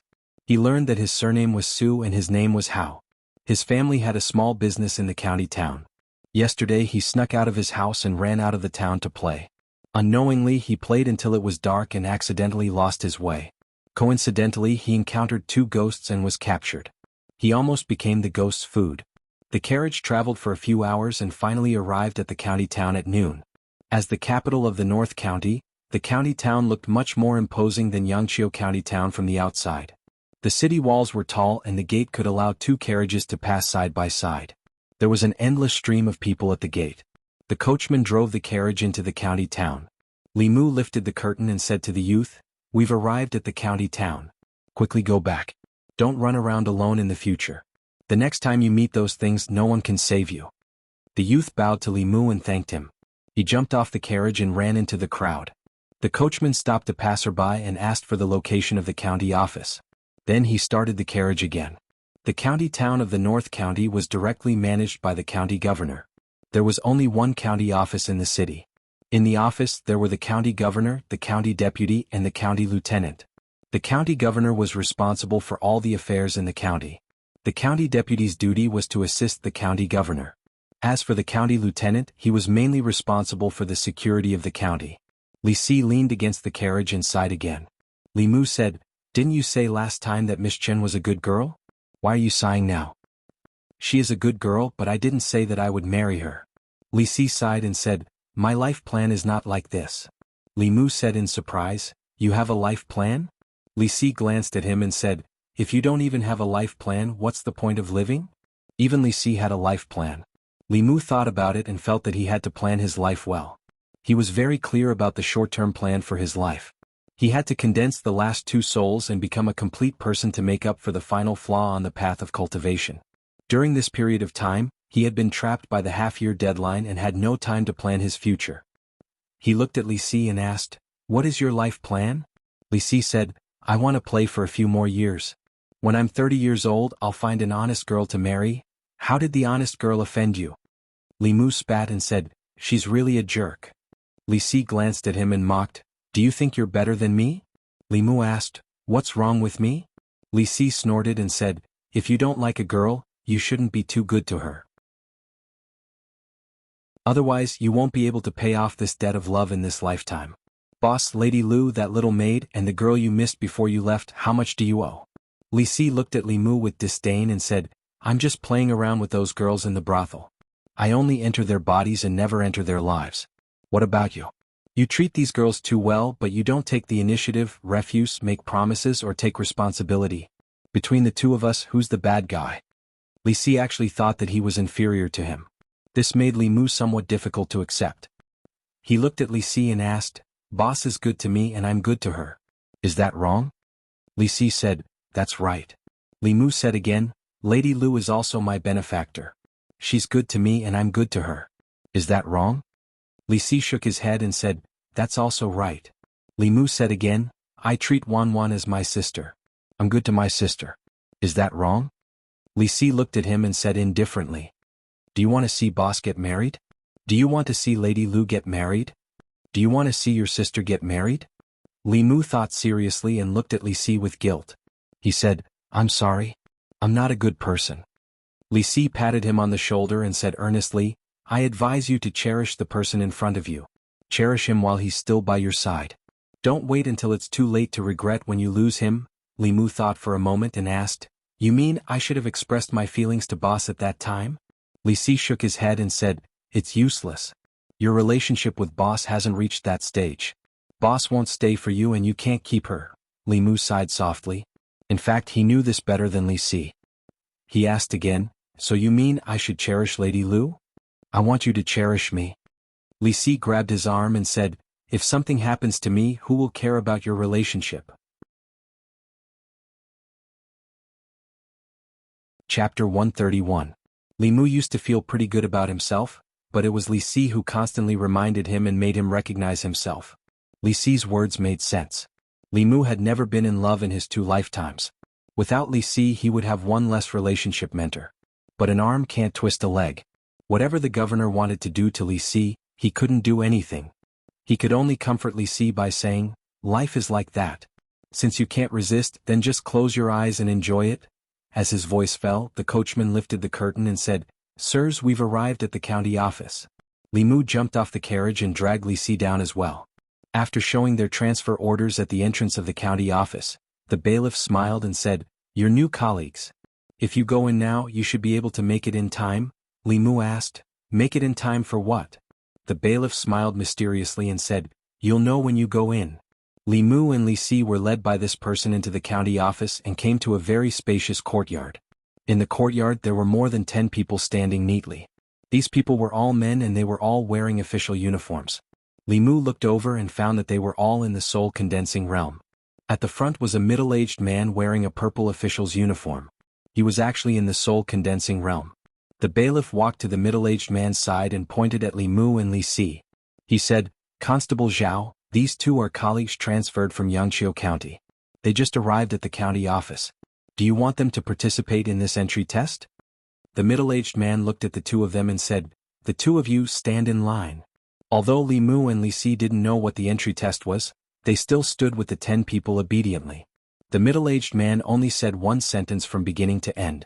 When Li Mu and Li Si stood in line, he took out a simple bronze mirror from his chest and poured his Fa Li into the bronze mirror. The bronze mirror suddenly shot out a white light. He raised the bronze mirror and allowed the white light to flash before everyone's eyes. Li Mu felt that the light was blinding and he subconsciously closed his eyes. When he opened them again, the scene around him had changed. Illusion? This was not the first time Li Mu had been dragged into an illusion. After a brief moment of surprise, he began to observe his surroundings. He was in an unfamiliar room. There was no door in this room and there were windows on all 4 sides. In front of Li Mu was a huge box. He didn't know what the so-called entry test was, but he insisted on dealing with all changes by remaining unchanged. He stood there quietly, motionless. Clang. Li Mu stood still, but the box in front of him suddenly opened. Li Mu looked over and found that the box was filled with silver. A voice in his heart told him to take a step forward, take a step forward. As long as he took a step forward, all the silver would be his. It would allow him to live in luxury for the rest of his life, and enjoy glory, splendor, wealth, and rank. As this voice sounded, Li Mu's heart began to throb. At the same time, he found that his resistance to money was gradually decreasing. Li Mu finally understood what the Yamen runner's test was. In an illusion, it was easy to lose one's mind. The various temptations of the human world would be infinitely magnified here. Those with a weak will would sink into temptation and desire. However, this level of temptation was something that Li Mu could easily resist without chanting the clear heart mantra. One is marked by the company one keeps. He had been by Lu Hanyan's side for a long time, so he was not tempted by a box of silver. Lu Hanyan, this golden mountain, had swayed before Li Mu's eyes every day, but he had not been tempted. How could he be tempted by this box of silver? The silver in the box turned into gold and jewels before Li Mu's eyes for a while. Li Mu looked at it expressionlessly, feeling a little bored. At this moment, among the dozen or so people in the county Yaman's courtyard, many of them looked hesitant. In the end, two of them could not help but take a step forward. As soon as they took a step forward, their bodies trembled and they suddenly fell to the ground. Constable Zhao looked at them coldly and said, "If you can't resist the temptation of money, even if you become a Yaman runner, you will still be an evil official who takes advantage of the common people. Men, take these two away and send them back to their original places of residence. They will never be hired again." His gaze swept around and paused for a moment on the faces of the three people. One of the youths had a determined expression and was not tempted by money. The other two were the two Yaman runners who had just arrived from Yangqiu County. The more handsome one's expression did not change at all. It was as if the silver could not arouse his interest at all. This made Constable Zhao's expression change. Although the youth was not tempted, he was obviously trying his best to restrain himself. As for this young man, he was not interested in money at all. As for the last one, he seemed to be a little absent-minded. He had a worried expression on his face and no one knew what he was thinking. Constable Zhao even wondered if he had seen the transmogrified treasure box. Li Mu was in the illusion and watching the things in the box change. Just as he was feeling bored, his vision suddenly blurred and he appeared in the courtyard again. He tilted his head to look and realized that the person who had been standing on his left had disappeared. He must have failed the test and been taken away because he could not resist the temptation of money. The rest of the people also realized that the two people beside them were missing and secretly sighed in relief. They had not felt good in the illusion just now and had almost failed to resist the temptation. Constable Zhao looked at Li Mu and asked, "The gold and silver treasures in the treasure box are enough to make you rich for the rest of your life. Why are you not tempted?" Li Mu replied, "I am not interested in money." What a strange person. Constable Zhao shook his head and looked at the youth again, asking, "What about you?" The youth's expression was firm as he said, "As an official of the Great Zhou, I must set myself as an example. I will not accept bribes or accept ill-gotten gains." "That's right. As a constable, you must resist the temptation of money." Constable Zhao nodded approvingly and finally looked at Li Si, asking, "What's your reason?" Li Si came back to his senses and asked, "What's the reason?" Constable Zhao asked, "The gold and silver treasures in the treasure box, were you not tempted for a moment?" Li Si was stunned and asked, "What treasure box? What treasures?" Constable Zhao looked at him in surprise. He had tested countless new people. Among these people, there were those with strong wills who were not tempted by the gold and silver treasures at all. There were also those with weak wills who were completely immersed in their desires. This was the first time he had encountered someone who was distracted in the illusion. But no matter what, he was not tempted by money. He had passed this test. Constable Zhao did not think that he could pass the second test. The first test to become a constable was money, and the second test was women's lust. This person's yang qi was insufficient and his kidneys were empty. He must be extremely lustful. In the past, people like this would be the first to be eliminated in the second test. He looked at the people who had passed the first test and said, "Congratulations to all of you for passing the first test. I hope that in the future, you will be able to resist the temptation of money and always maintain a just heart." He cleared his throat and continued, "Next, you will undergo the second test. If you can pass the second test, you will officially become a constable of the county government." Constable Zhao picked up the bronze mirror and flashed it in front of everyone's eyes again. The scene in front of Li Mu changed again. He found himself in a room filled with pink fog. Opposite him, a woman wearing a light veil was looking at him with seductive eyes. The woman raised her arm delicately and beckoned to Li Mu. Her breath smelled like orchids and she said in a tender voice, "Young master, come."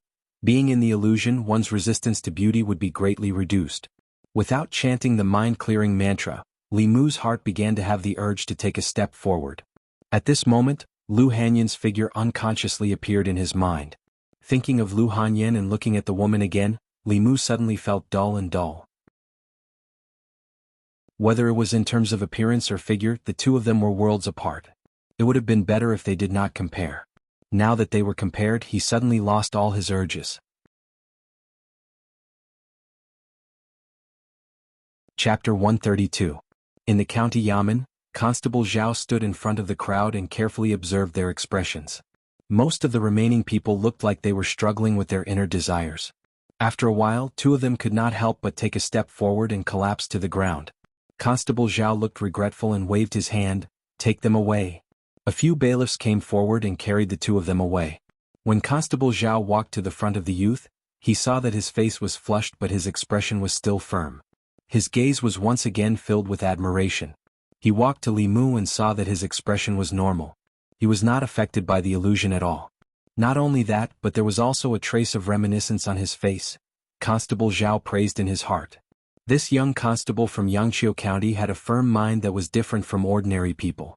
Whether it was the temptation of money or beauty, nothing could move him in the slightest. This kind of person, whether he was an official or an official, would be a clear stream.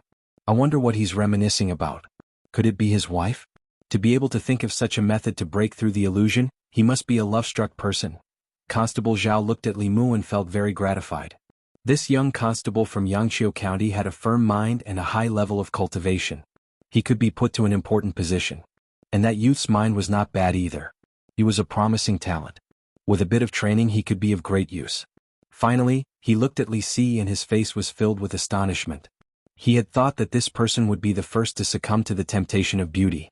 He did not expect him to hold on for so long. Not only was there no hesitation or struggle on his face, he even had a mocking expression. It was as if he did not care about the temptation of the illusion. Constable Zhao withdrew the illusion and looked at Li Si with astonishment. Then he said to the rest of the people, "Congratulations on passing the second test. As an official, you must not only withstand the test of wealth, but also the temptation of beauty. Your performance was very good. From now on, you are officially constables of the county yamen." Everyone heaved a sigh of relief and relaxed expressions appeared on their faces. At this moment, Constable Zhao continued, "However, before you enter the yamen, I still have to give you a third test. Those who can pass the third test and perform outstandingly can become my assistant and be exempted from the duty of patrolling the streets." Li Mu was quite tempted when he heard this. Patrolling the streets was a very time-consuming thing. If he could avoid patrolling the streets, he would have enough time to do his own things. He just didn't know what the third test was. If he couldn't get through it on his own, he could only rely on the clear heart art. Constable Zhao raised the bronze mirror again. Li Mu's vision suddenly turned pitch black. A ferocious and terrifying ghost face appeared from the darkness and flew towards Li Mu. The illusion could magnify his fear. Li Mu subconsciously tightened his grip on Bai, but then he realized it was just an illusion. He let the ghost face pass through his body. At the same time, several figures in the courtyard couldn't help but take a step back the moment the ghost shadow pounced on them, directly leaving the illusion. That evil ghost was at least a third-realm ghost. In their fear they couldn't control their actions. When they left the illusion and observed their surroundings, they finally heaved a sigh of relief. However, they still had lingering fears. Constable Zhou looked at them and said, "As a constable, other than being able to resist all kinds of temptations, you also need to have a certain amount of courage. Those who are afraid of death can never become good constables. Your minds are still firm but your courage still needs to be honed." A few of them looked guilty. They looked at the others who were still standing at the same spot with admiration. Li Mu was in the darkness. All kinds of demonic ghosts kept jumping out from all around him. Sometimes they were repulsive evil ghosts. Sometimes they were zombies with murderous auras. Sometimes they were ferocious demons. In the illusion, the auras of these demonic ghosts were extremely real. When one's fear was magnified, they couldn't even distinguish between illusion and reality. However, whether it was the core condensation realm demonic cultivators, jumping zombies, or even the primordial spirit of the Dongshan heretical cultivation, Li Mu had fought with them before. These illusions couldn't disturb his state of mind at all. As time passed, a few more people were scared away by the illusion. Only 3 people remained standing at the same spot. One of them was the youth. Although he looked scared, his expression was still determined. The other person was a skinny youth with a pale face. His expression was wooden, but he didn't look like he was scared by the demonic ghosts in the illusion. Instead, he looked like he had seen through life and death. The last person's expression was very calm. He didn't seem to be afraid of the demonic ghosts at all. Under everyone's gaze, he didn't retreat. Instead, he took a step forward and directly stepped out of the illusion. Constable Zhao put away the bronze mirror and looked at Li Mu with admiration. He said, "What guts? Could it be that you fought with these evil beings in Yangqiu County?" Li Mu nodded and didn't deny it. The demonic ghosts in the illusion were only at the 3rd realm. The zombies were just jumping zombies.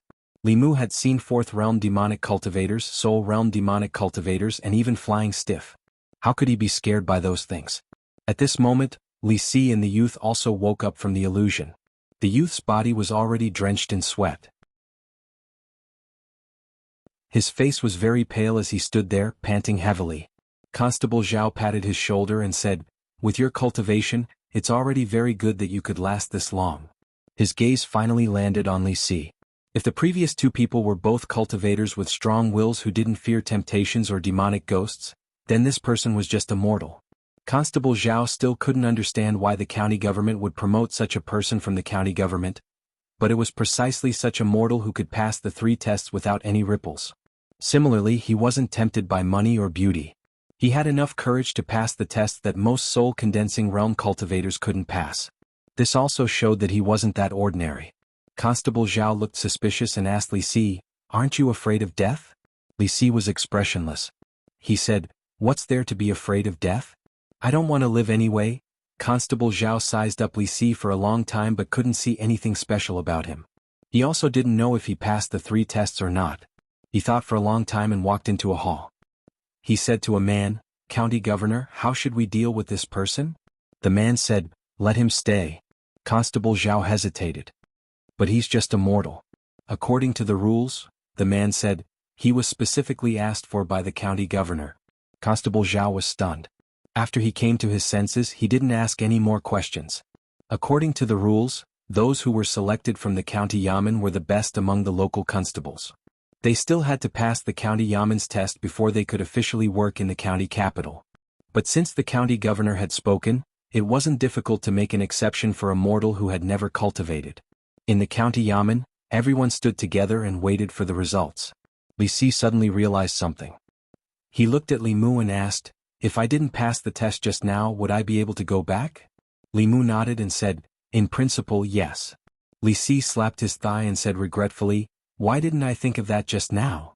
Constable Zhao walked out again and said to the crowd, "Congratulations to all of you for passing the pre-employment test. I'll bring you to your living quarters." Li Si suddenly walked forward and said, "Sir Constable, I'm a greedy person and am easily tempted by money.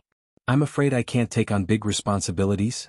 Constable Zhao smiled and said, "You can slowly change in the future." Li Si was stunned and said, "I'm also greedy for women. I feel uncomfortable if I don't go to the brothel every day." Constable Zhao cupped his hands and said, "It's good to be energetic." Li Si continued, "I'm a coward. I'll run away when I see demons, ghosts and evil creatures." Constable Zhao praised him. Constables also have to cherish their lives. If you can win, fight. If you can't win, run. This is a very wise behavior. Li Si stopped pretending and asked, "What will it take for you to chase me away?" Constable Zhao smiled and said, "You passed 3 tests. Why would I chase you away? The county yamen is a big family. In the future, treat this place as your own home. Don't be shy." The county governor's manner. A young man was standing in the middle of the room and reporting to a middle-aged man. The middle-aged man tapped the table with his index finger and said, "You said that he passed 3 tests. Money and beauty didn't tempt him, and he wasn't scared by the 3rd illusion?" The young man nodded and said in surprise, "He's just an ordinary person. How could he pass these 3 tests? He's worthy of being chosen by Miao Miao." The middle-aged man smiled and said, "Let him see me."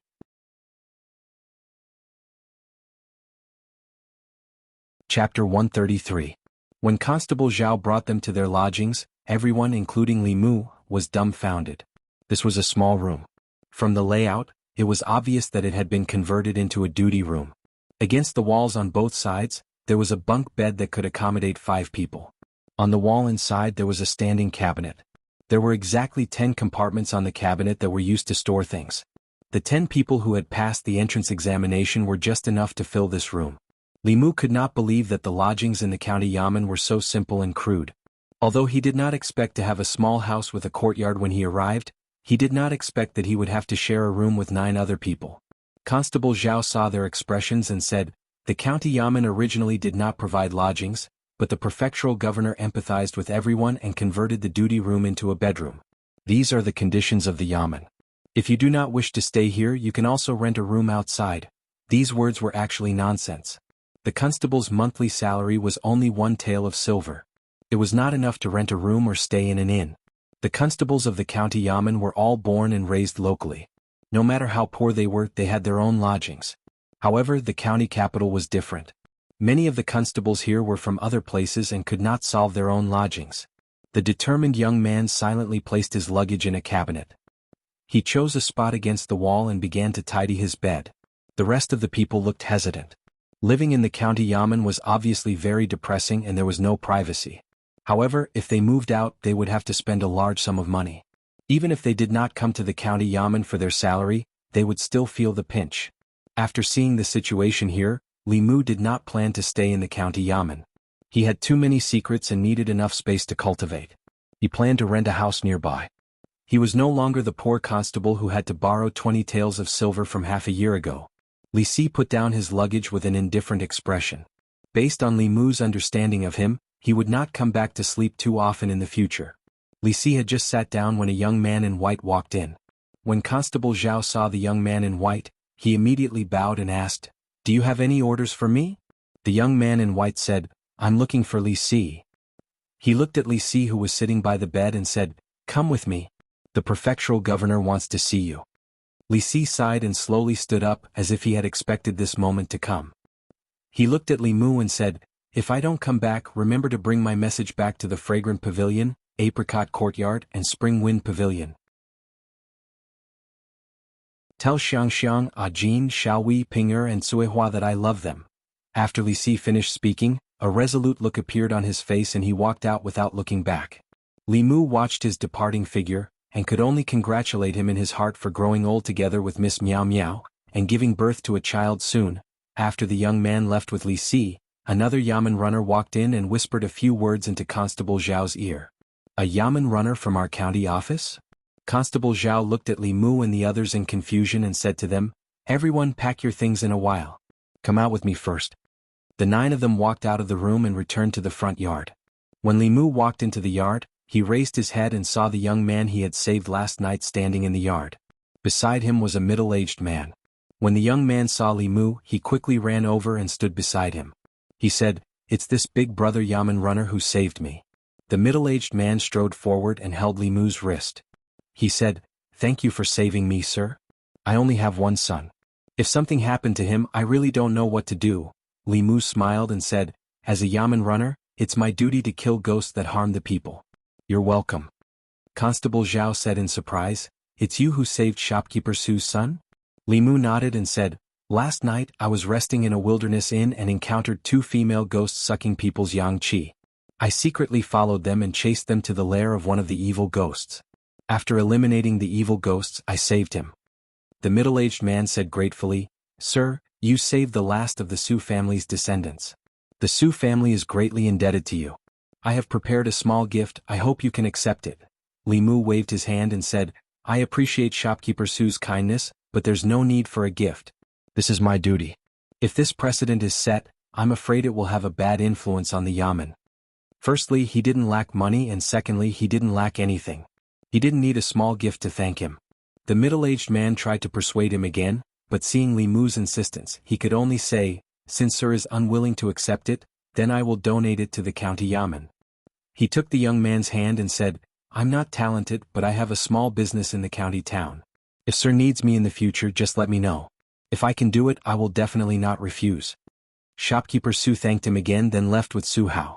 Constable Zhao looked at Li Mu in surprise and said, "I originally thought that you used some method to resist the temptation of the illusion. Now it seems that you really aren't interested in money. Shopkeeper Su gave you 1,000 taels of silver, but you rejected it just like that." Li Mu's eyes widened. 1,000 taels? Li Mu was extremely regretful. If he had known that it was 1,000 taels, he wouldn't have been so polite just now. 1,000 taels was enough to buy a house in the county town. His politeness angered a tenant in the county town. He worked hard for Lu Hanyan for half a year, writing books, telling stories, acting, and pretending to be a ghost. It wasn't easy for him to earn 500 taels. Among them, there was also Lu Hanyan's dozens of taels of care. Last night, he had almost earned 1,000 taels of silver. What kind of small business did this shopkeeper Su have that 1,000 taels of silver could only be considered a small gift? Shopkeeper Su is a famous wealthy merchant in the county town. His business is all over the North County. He often cooks and gives to the poor. 1,000 taels of silver isn't a big sum to him. Constable Zhao explained then asked, "Why, are you regretting it?" "No, It was too late for Li Mu to regret. He could only sigh in his heart. Any small gift was worth 1,000 taels of silver. The richest person Li Mu knew was Lu Hanyan. Perhaps even Lu Hanyan wasn't as rich as this shopkeeper Su. Thinking of Lu Hanyan, Li Mu's heart began to itch. His hands also began to itch. This kind of situation happened frequently in the past 2 days. Without a doubt, Li Mu was already addicted to Lu Hanyan after so many times of dual cultivation. The heart-cleansing technique could only be used for a while, not for a lifetime. There were only 2 ways to get rid of the smoking addiction. First, the 2 of them lived in different places. After a long time, they would naturally stop thinking about each other. Second, if they moved together, they would be able to meet whenever they wanted to. They could enter the state of dual cultivation at any time. Naturally, there wouldn't be this kind of unattainable situation. Li Mu silently recited the heart-cleansing technique and calmed himself down. He thought of the evil ghost that he had killed last night and asked Constable Zhao, "Constable Zhao, do you know Chu Jiang of Gojoseon?" "Of course." Constable Zhao heaved a sigh of relief and said, "He's an extremely powerful ghost cultivator. It's said that he has 18 ghost generals under him. Most of them are at the Soul Realm," Li Mu said in shock. "Even his ghost generals are at the Soul Realm. Doesn't that mean his cultivation is even higher?" Constable Zhao said, "Most of the 18 ghost generals' cultivation is not weaker than that of a divine power cultivator. Chu Jiang of Gojoseon himself is comparable to a creation realm cultivator. They are a huge scourge of the North County. Even the county governor has a headache." Li Mu was puzzled. Chu Jiang of Gojoseon is only equivalent to a 5th realm cultivator. Could it be that even the county government can't defeat him? Logically speaking, even if the North County government couldn't defeat a 6th realm Xie Xian or a ghost cultivator, it shouldn't be a problem to deal with a 5th realm Chu Jiang of Gojoseon. Constable Zhao shook his head and said, "It's not that they can't defeat him. It's just that these ghost cultivators usually hide their heads and tails. It's very difficult to find traces of them. Moreover, Chu Jiang of Gojoseon is easy to deal with, but the Nether Saint behind him is not," Li Mu said in surprise. "Who is the Nether Saint?" Constable Zhao asked. "Have you heard of the 1,000 Illusions Venerable?" Li Mu's heart skipped a beat. He nodded and said, "I've heard of him." Constable Zhao continued, "The demon sect has 10 subsects and 10 elders. The 1,000 Illusions Venerable is an elder of the Corpse sect. The Nether Saint is an elder of the Soul sect. They are both at the peak of the 6th realm. Chu Jiang of Gojoseon is a subordinate of the Nether Saint. He's ranked 2nd among the 10 kings of hell." Li Mu swallowed a mouthful of saliva. His heart was thumping wildly. The psychological trauma caused by the 1,000 Illusions Venerable had not been completely eliminated. Now there was the Nether Saint. He was just a lowly constable. Why was he always involved with such a monster? Constable Zhao looked at Li Mu and asked, "Why are you suddenly asking about this?" Li Mu waved his hand and forced a smile on his face. He said, "Nothing, I'm just asking."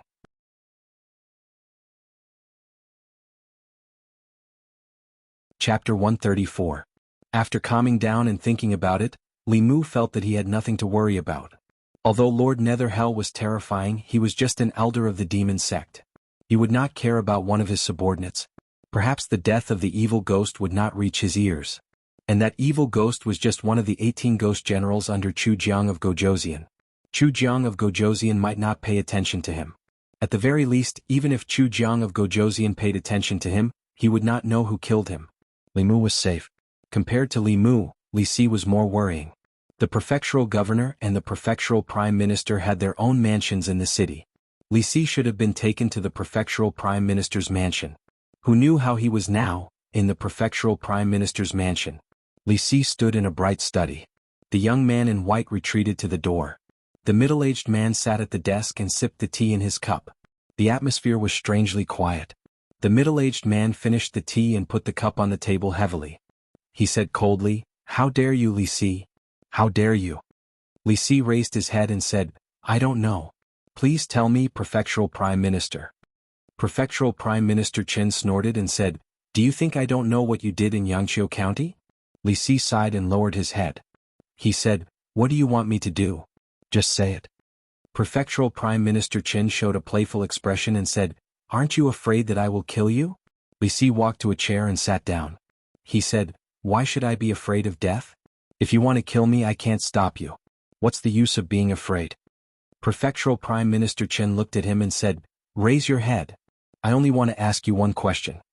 Li Si raised his head and looked at him. County Magistrate Chen's eyes seemed to have turned into a deep pool, which sucked in all his attention. Commandery Minister Chen asked slowly, "What kind of person is Miao Miao in your heart?" Li Si reminisced, "She was the purest and kindest girl I've ever met." County Governor Chen's expression softened and he asked, "Don't you think she's ugly?" Li Si said, "Beauty and ugliness are just appearances. In my heart, she is more beautiful than anyone else."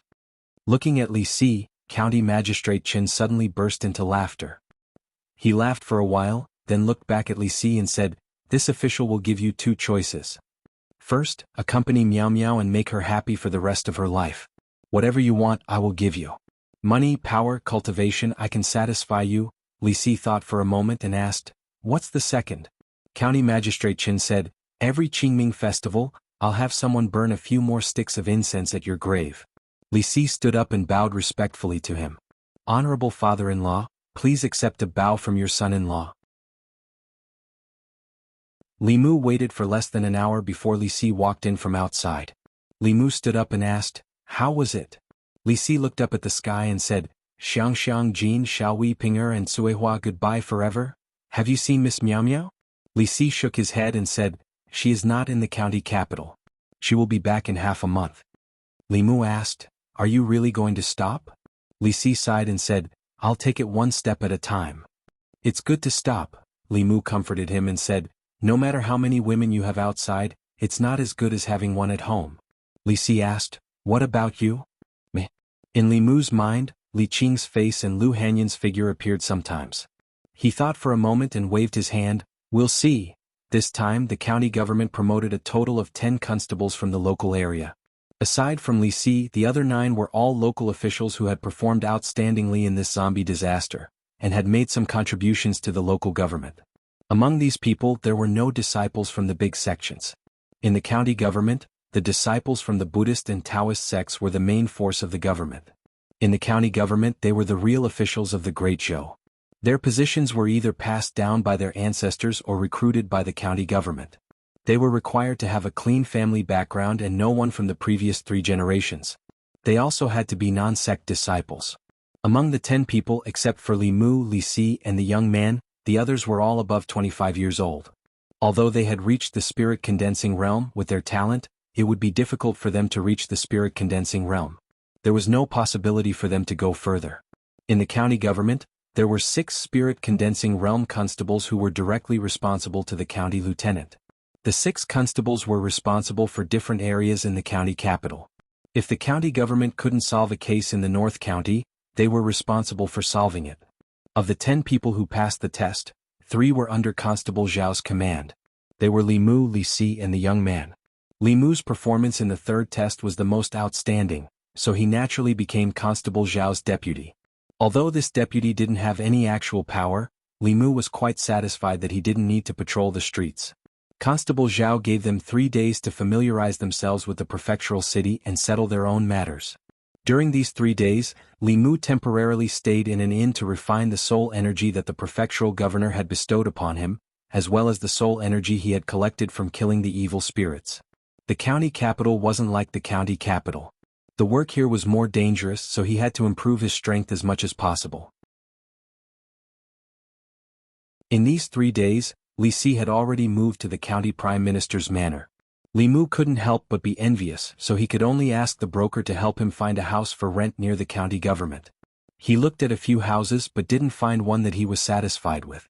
He thought that if he couldn't find one in a few days, he would just pick one and make do with it. In the county government, Constable Zhao spread a map on the table and said, "The eastern district of the county capital, as well as Yang County and Yu County in the east, are all under our jurisdiction. You have to arrange for people to patrol the city every day. Yang County and Yu County will only ask the county government for help if there's something they can't handle.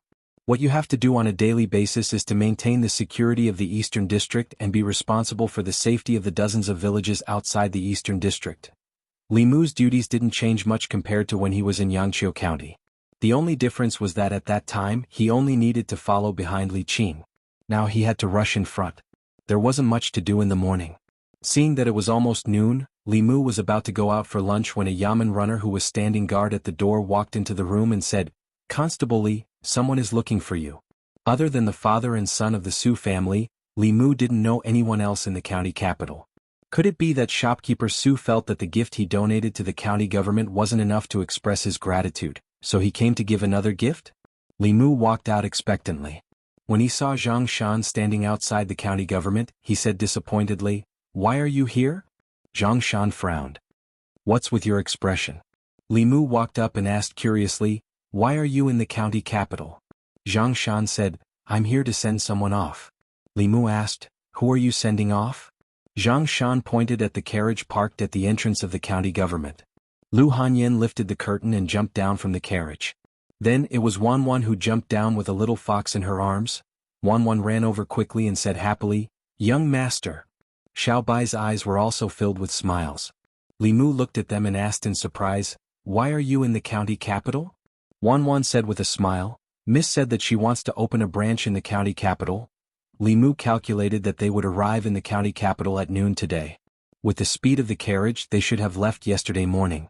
This meant that from the time Li Mu left, Lu Hanyan only took 3 days from the time she decided to open a branch, arranged everything in Yangqiu County, packed her things and left. He walked to Lu Hanyan and asked, "You want to open a branch here?"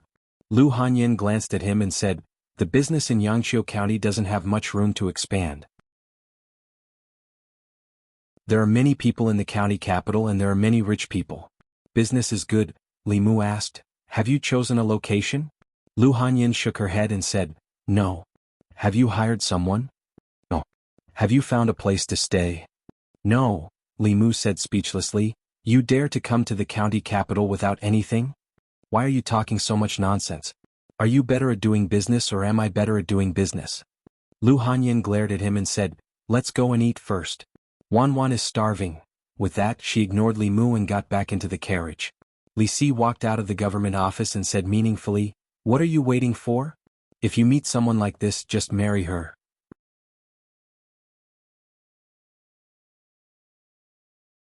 Chapter 135. Lu Hanyan made the decision to open a branch in the prefecture capital 4 days ago. She used 3 days to arrange everything in Yangqiu County. After Zhang Shan heard about this from his wife, he was worried that the two of them would encounter danger on the road, so he took the initiative to escort them here. Li Mu knew very well that Lu Hanyan saying that she wanted to open a branch in the prefecture capital was just an excuse. Some things would happen countless times after the first time. In these 3 days, Li Mu also wanted to return to Yangqiu County countless times to dual cultivate with her every night. After all, this was much easier than cultivating alone. Opening a branch was just a spur-of-the-moment thing and she hadn't prepared anything yet. The first thing she had to solve was the problem of accommodation. To her, this couldn't be any easier. After dinner, she went to the broker house and bought a 2-story house. She gave the broker 10 taels of silver as a reward. The broker helped her complete all the transfer procedures within 2 hours and asked people to clean the house inside and outside. Zhang Shan couldn't help but sigh as he moved the boxes one by one from the carriage into the courtyard. "It's so good to be rich. When can I buy a house like this?" Li Si calculated and said, "It won't take too long. If you work in the county yamen and don't eat or drink, you can save 5 taels of silver a year. You can buy a house in 200 years. If you're willing to come to the prefecture yamen, you only need about 100 years. Lu Hanyan suddenly said, "If brother Zhang Shan doesn't want to be a constable and is willing to come to Yunyan Pavilion, I guarantee that you can buy a house like this within 10 years. Li Si also said, "Didn't you just say that Lord Zhang's transfer order has arrived? He's about to leave Yangqiu County. When that time comes, you won't have much to do in the county yamen. Why don't you come to the prefecture capital?" Although the temptation of silver was great for Zhang Shan, he still said worriedly, "I'm not familiar with this place." Li Si patted his chest and said, "What are you afraid of? Don't worry, I will protect you." You.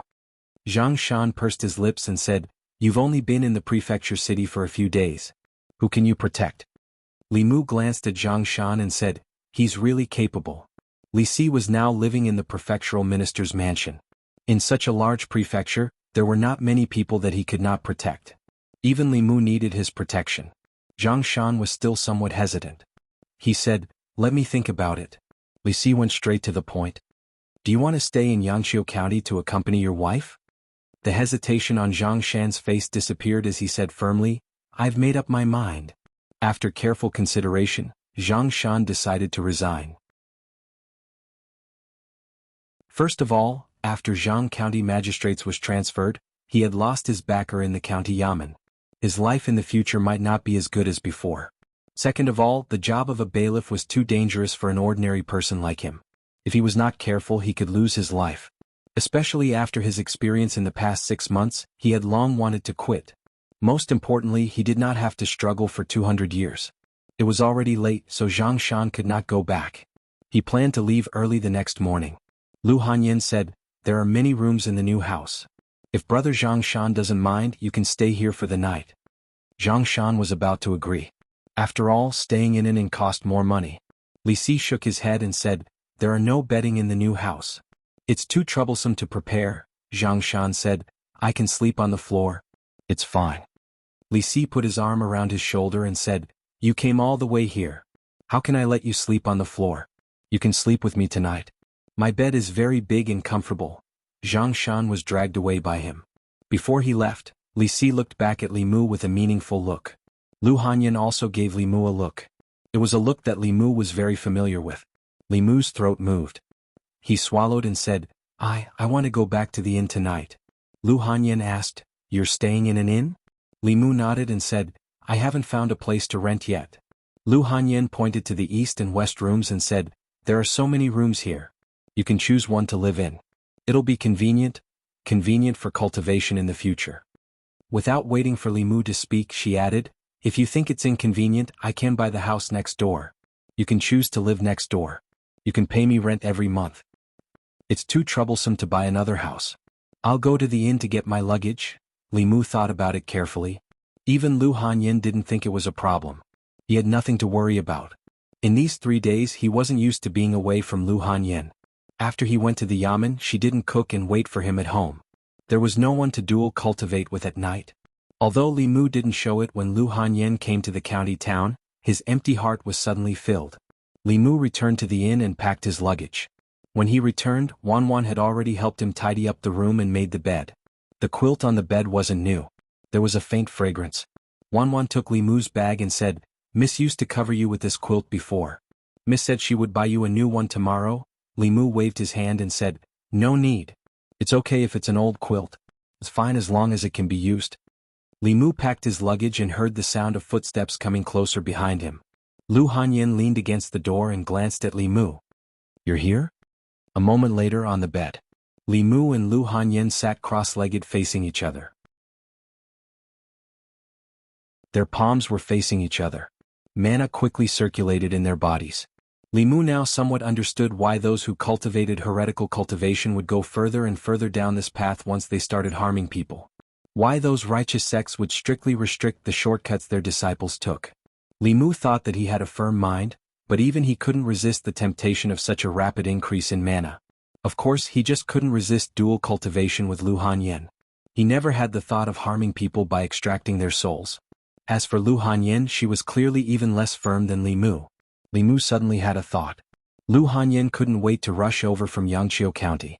Did that count as having some kind of desire for him? He used the method of guiding her emotions to test her. He actually absorbed desire from her. Li Mu opened his eyes and looked at Lu Hanyan in shock. He didn't know if what he absorbed was desire to see, touch, or lust. Lu Hanyan, who had her eyes closed and focused on cultivation, suddenly opened her eyes. She felt a familiar feeling coming from her body. She looked at Li Mu and said angrily, "Did you suck me again?" Li Mu quickly stopped. Lu Hanyan snorted and said, "Do you think you're the only one who knows how to suck?" As soon as she finished speaking, Li Mu felt an emptiness in his body. He looked down and found that there was a yellow emotion in his body that was attracted to her. Yellow was desire. This was his desire for Lu Hanyan. Li Mu was stunned. Could it be that he also had desire for Lu Hanyan? His transcendence energy was much higher than Lu Hanyan's. He could cut off her guidance at any time, but this would hurt her. Li Mu simply let her guide him. At the same time, he continued to absorb the desire in her body. Not long after, the two of them fell on the bed at the same time. Lu Hanyan said weakly, "I don't want to play anymore. I'm so tired." Then she looked at Li Mu and asked, You actually have desire for me?" Li Mu said, "Aren't you the same?" Lu Hanyan explained, "I'm doing it because of cultivation." Li Mu said, "Me too." Lu Hanyan was too lazy to speak again.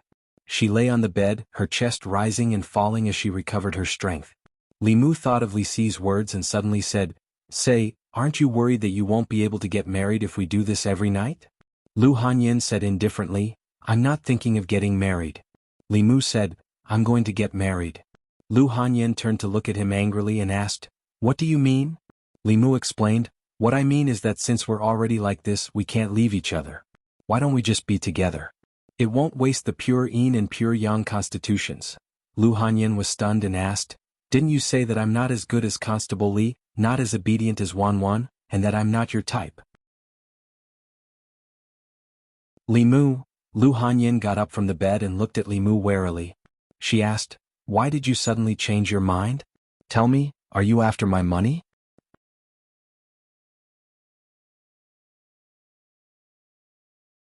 Chapter 136. Good and evil had their retribution. This was the cycle of the heavenly Tao. Li Mu didn't expect retribution, and he didn't expect it to come so quickly. In the past he had despised Lu Hanyin for not being as good at fighting as Li Qing and not being as obedient as Wan Wan. She had actually remembered all of this. He looked at Lu Hanyin and opened his mouth, but he was speechless. The atmosphere on the bed was somewhat awkward. Lu Hanyin got off the bed and put on her shoes. She said, "I'm going back to my room." Li Mu had originally wanted to explain that he was not after her money, but after thinking about it, he decided against it. In any case, they were already living together. In the future, there would be plenty of opportunities to prove himself. To prove that he was not after her money, but purely after her body. After coming to the prefectural capital, Li Si's words had awakened Li Mu from his dreams. At the same time, Li Mu had recognized himself, and also began to face matters of the heart. In this half a year, Li Mu had focused on condensing his soul to survive. He did not have much time or energy to think about these issues. Even under such circumstances, two women still walked into his heart. Li Qing was the guide to his cultivation. She taught him cultivation, helped him condense his soul, protected him in all aspects, and saved his life several times. Although Lu Hanyin's cultivation was not high, she was kind-hearted and considerate. She had countless shining points. She fulfilled almost all the fantasies a man had of an ideal wife. To Li Mu she was far more attractive than this. Pure yin and pure yang were innately suited for dual cultivation. After tasting it for the first time, the two were already inseparable. When he thought of Li Qing, Li Mu still felt some regret.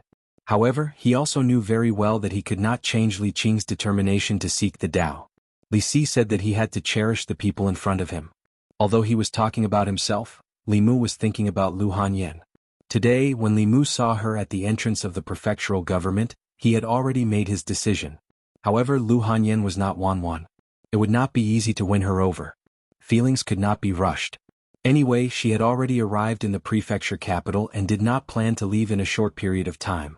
They had plenty of time ahead of them. When he went to the county yamen tomorrow, he would ask Li Si for advice. Li Mu composed himself. Xiao Bai ran in from outside and jumped onto the bed. She said obediently, "Benefactor?" Her cultivation had improved a lot compared to a few days ago, mainly because of the old fox's teachings before his death. Currently she had not completely digested the soul power, otherwise she would have been able to transform. However, due to the increase in its cultivation, the demonic aura it was emitting had also grown stronger. There were many cultivators in the county city.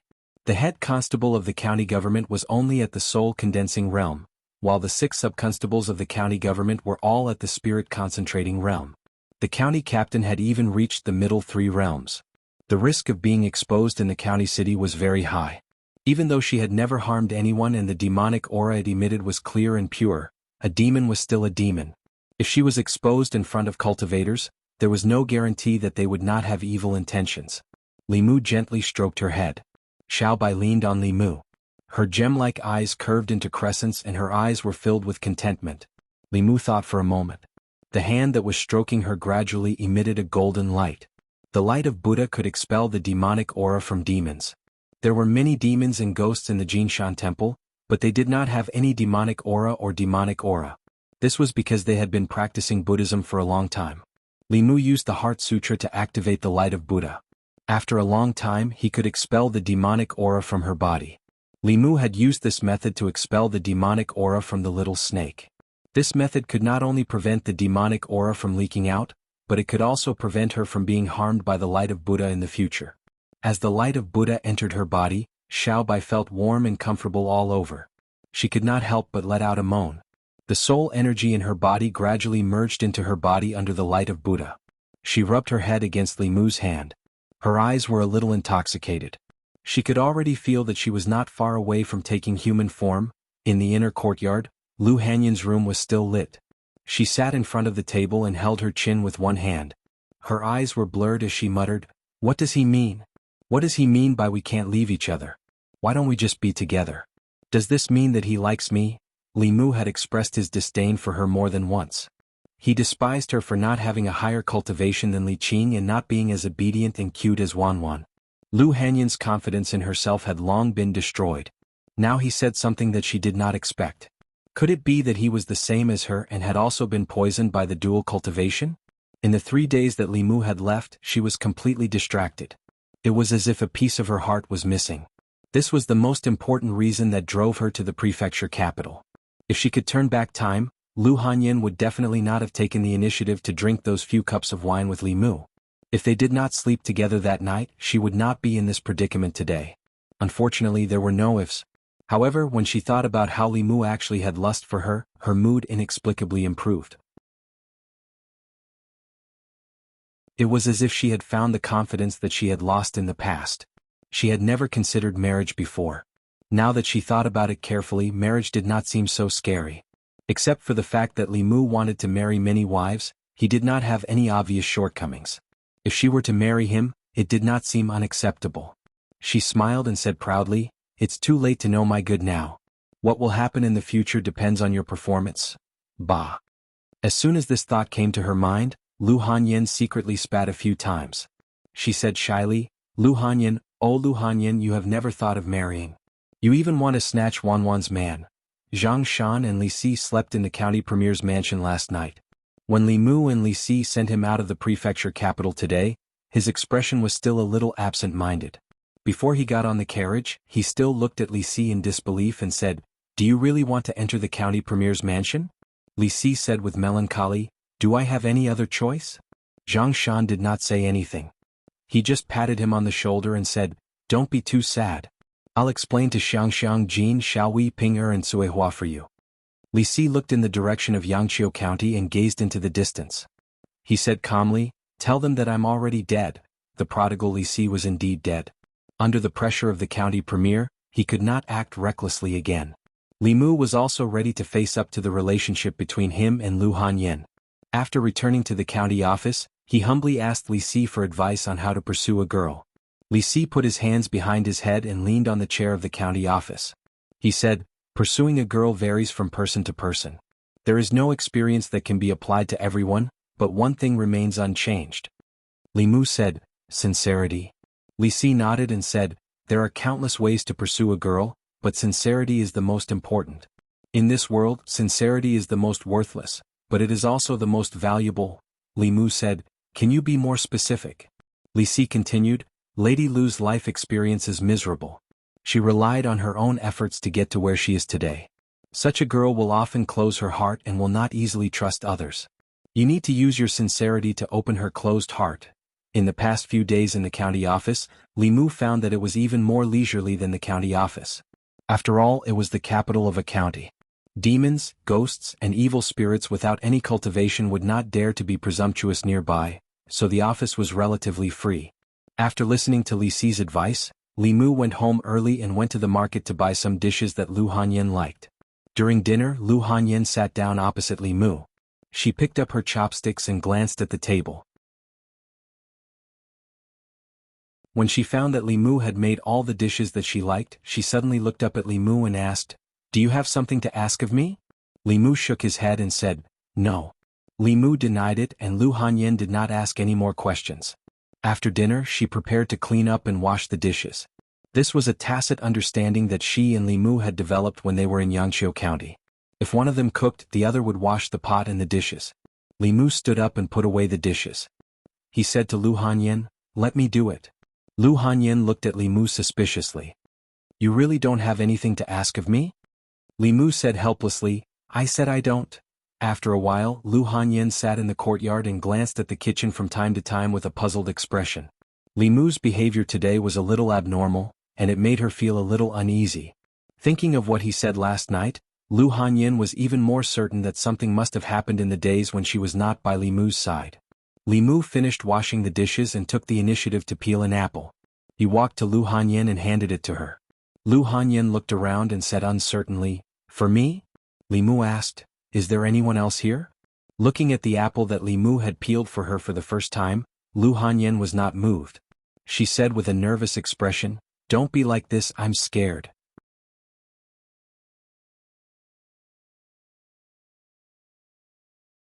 Chapter 137.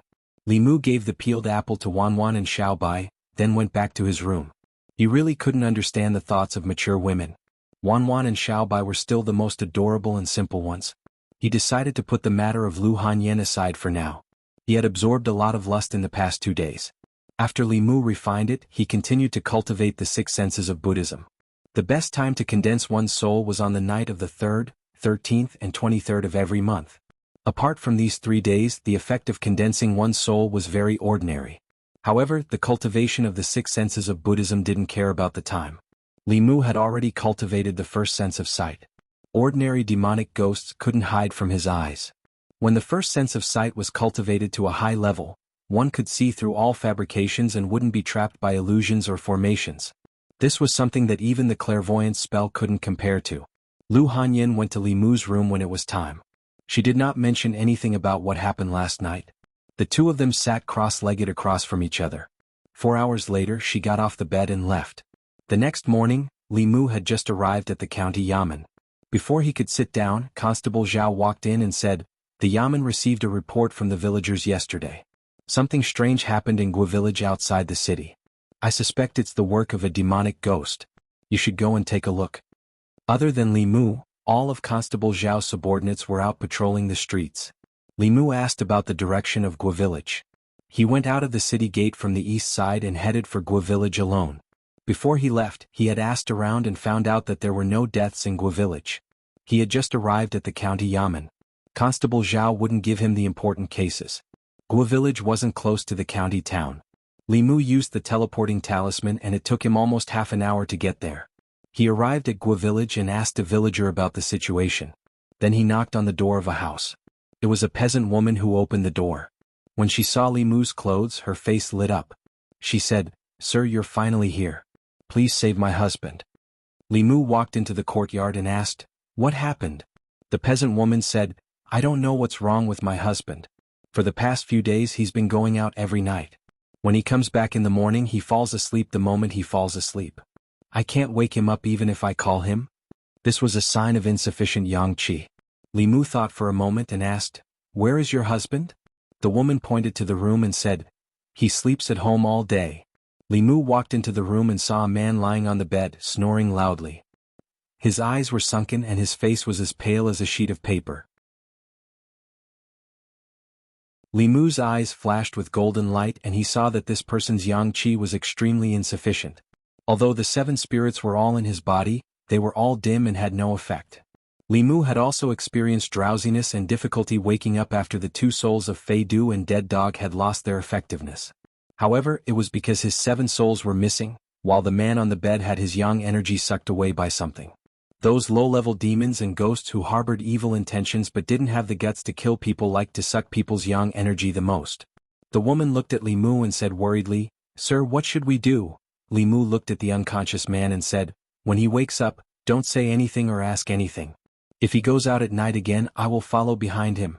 As a bailiff, Li Mu had carefully studied the laws of the Great Zhou. The laws of the Great Zhou were mostly written for the people of the Great Zhou. However, there were also restrictions for the demons and ghosts living in the Great Zhou, and even for the cultivators. For small cases such as the yellow rat couple who only stole a few chickens from the villagers, the imperial court wouldn't kill them. According to the law, they just needed to pay double the compensation. However, for demons and ghosts that killed people, the law was merciless. It would only stop when their souls were destroyed. Sucking people's yang energy to cultivate was something between the two. Although it wouldn't lead to death, the punishment wasn't light either. At the very least, they would lose 10 years of cultivation. Those demons that didn't have a high cultivation level might be directly knocked out of shape and have to cultivate from scratch. Li Mu first returned to the Yamen and reported the situation in Gua village. Hearing this, Bailiff Zhao said, "Tonight, I will send 2 soul-condensing realm bailiffs with you." "No need." Li Mu shook his head and said, "Things that need to suck people's yang energy to cultivate won't have a high cultivation level. I can handle it alone, but if there are more people, I'm afraid we will alert the enemy." Bailiff Zhao thought of Li Mu's performance in the 3rd illusion and knew that his strength shouldn't be above the soul-condensing realm. He nodded and said, "Then be careful. If anything goes wrong, retreat immediately." He walked into the inner room of the duty room and took out a fulu. He handed it to Li Mu and said, "This talisman is for you. At a critical moment it will ensure your safety." Li Mu took the fulu and discovered that it was a divine travel talisman. However, the spiritual energy contained in this talisman was much more than the divine travel talismans that Li Mu wrote himself. The higher the grade of the fulu, the more powerful it was. A divine travel talisman of this grade was probably made by a transcendent realm cultivator at the very least. The maximum speed it could unleash would also be greatly increased. With this talisman, even if he encountered a middle realm demon ghost, he would be able to easily retreat. A fulu of this grade was not cheap. As expected, the county government was rich and imposing. Even a Xian-grade fulu could be given to ordinary bailiffs when they went out on missions. Li Mu had asked the peasant woman before. Her husband would go out every night before nightfall. It was still early, so Li Mu was in no hurry to go over. He came to a room filled with books in the county government. He took a book from the bookshelf and sat down to read. Whether it was the county government or the county government, they all had a library. The books here were prepared for the cultivators in the county government. The cultivators in the county government did not belong to any sections. Most of their cultivation relied on the resources provided by the imperial court. These books were very diverse. There were fulu, pills, formations, and all sorts of unorthodox Taoist books. Although they were all basic books and could not touch on the core secrets of the fulu school, the pill cauldron sect, or the spirit formation sect, it was enough for people who had just stepped into the path of cultivation to broaden their knowledge. Li Mu did not refuse any of the books. No matter how unorthodox they were or whether they could be used now, he was not picky. What Master Qinhuan taught Li Mu was not only to be careful and not to trust others easily, but also taught Li Mu that reading more was never wrong. In the afternoon, Li Mu left the county government and went home first. Lu Hanyan was about to go out to buy food. She asked, "I'm cooking today. What do you want to eat?" Li Mu said, "I have a case to take care of today. Don't wait for me to eat." Lu Hanyan paused and asked, "Are you coming back tonight?" Li Mu thought for a moment and said, "I should be back." Li Mu went home and changed into casual clothes. After saying goodbye to Lu Hanyan, he directly left. Wan Wan ran out from the inner courtyard and said, "Miss, let me accompany you to buy food." "Forget it. Let's not buy food." Lu Hanyan put down the bamboo basket and said, "There's still a lot of food left from yesterday. Let's heat it up and eat." Wu village. After the sun disappeared from the west, the sky gradually darkened. A sneaky figure walked out of the village. When he reached the entrance of the village, he looked around and saw that no one was following him. Then he left quickly. Another figure landed lightly from the locust tree at the entrance of the village. It was Li Mu, who had been waiting for a long time. Li Mu stuck a camouflage talisman on himself and followed the man up the mountain. The camouflage talisman could only hide one's body and fool the eyes of ordinary people. It was easy for cultivators to sense one's aura, but it was enough to follow a mortal. Li Mu followed him into a bamboo forest. In the depths of the bamboo forest, a bamboo house was hidden. The man walked to the front of the bamboo house and pushed the door open. He said with a lewd smile, "Young lady, I'm here again." Golden light flashed in Li Mu's eyes. He saw that the bamboo house was filled with a faint demonic aura. Although the demonic aura was not as pure as Xiao Bai's, it was not dirty either. It meant that this demon did not feed on humans. Judging from the level of the demonic aura, it should be a demon in human form. Li Mu used his heavenly eye again. Together with the golden light in his eyes, he saw through the bamboo house and saw 2 figures inside. One of them was the man. He was lying flat on the ground. Wisps of white smoke slowly drifted out from his nose and were absorbed by the other figure. Judging from the man's twitching movements on the ground, he was probably lost in an illusion. This demon used the illusion to confuse the man's mind and take the opportunity to absorb his yang qi for cultivation. If Li Mu did not use the thunder technique, it would be difficult for him to defeat this demon in human form. However, if he used the thunder technique, it would be reduced to ashes. In that case he would have nothing to say to the yamen. Moreover, with its actions, although it was guilty, it did not deserve to die. Li Mu thought for a moment and suddenly had an idea. He left Bai in the bamboo forest and slowly walked toward the bamboo house.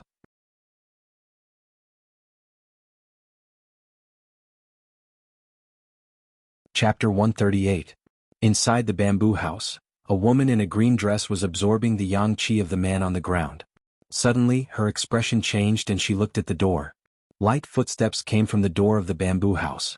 A young man pushed the door open and said, "Guadaden, I was wondering what you were up to these days, sneaking out. It turns out that you are keeping a woman in the mountain. If you don't give me some benefits, I will go back and tell your wife. She will break your legs." Hearing this, the woman in the green dress softened. She put on a charming smile and walked away. After closing the door of the bamboo house, she said with a sweet smile, "Don't. What benefits do you want? I will give it to you." As she spoke, she spat out a puff of pink mist. The young man inhaled the mist and his expression became blurred. He looked at the woman in the green dress and murmured, "I want you." The woman in the green dress waved her sleeve and the man on the ground flew to the corner of the bamboo house, unconscious. She put one hand on the young man's chest and twisted her body. She said, "Young master, you are so naughty." The young man was in a daze. Step by step, she helped him to the bed and looked at him. She said in a low voice, "You are quite handsome. I can't bear to part with you." She put the young man on the bed gently and climbed onto the bed herself. She kept twisting beside him. Wisps of white mist flew out from the young man and were absorbed into her body. After a while, the woman in the green dress stopped. She looked confused. Although the young man who came in later had abundant yang qi, she only managed to absorb a little bit of it with great effort. On the other hand, it seemed that something in her body had been sucked dry. She felt dizzy and her legs were weak. She fell back onto the bed. She suddenly looked up at Li Mu and said in shock, You are not." Li Mu cast a spell with his left hand and a white light flashed outside the house. The bai sword flew in from outside and was held in his hand. Li Mu pointed the sword at the woman and said coldly, "How dare you, demon? I can tell at a glance that you are not human." Li Mu had already seen that the woman's true form was a green snake when he was outside. The yang qi of Gua village's man had been sucked away by this shape-shifting snake demon. The woman was furious when Bai Yi pointed at her. "Damn it, you're a cultivator." Li Mu said coldly, "You didn't walk the righteous path, so you should have expected this day to come." The woman in the green dress coldly snorted, "That will depend on your ability." As soon as she finished speaking, she suddenly disappeared into thin air, leaving only a green dress on the bed. "Where do you think you're going?" Li Mu jumped down from the bed. Holding Bai Yi in his hand, he chased after a green shadow that was fleeing at high speed at the door. The body of this snake demon was a green snake about 10 feet long.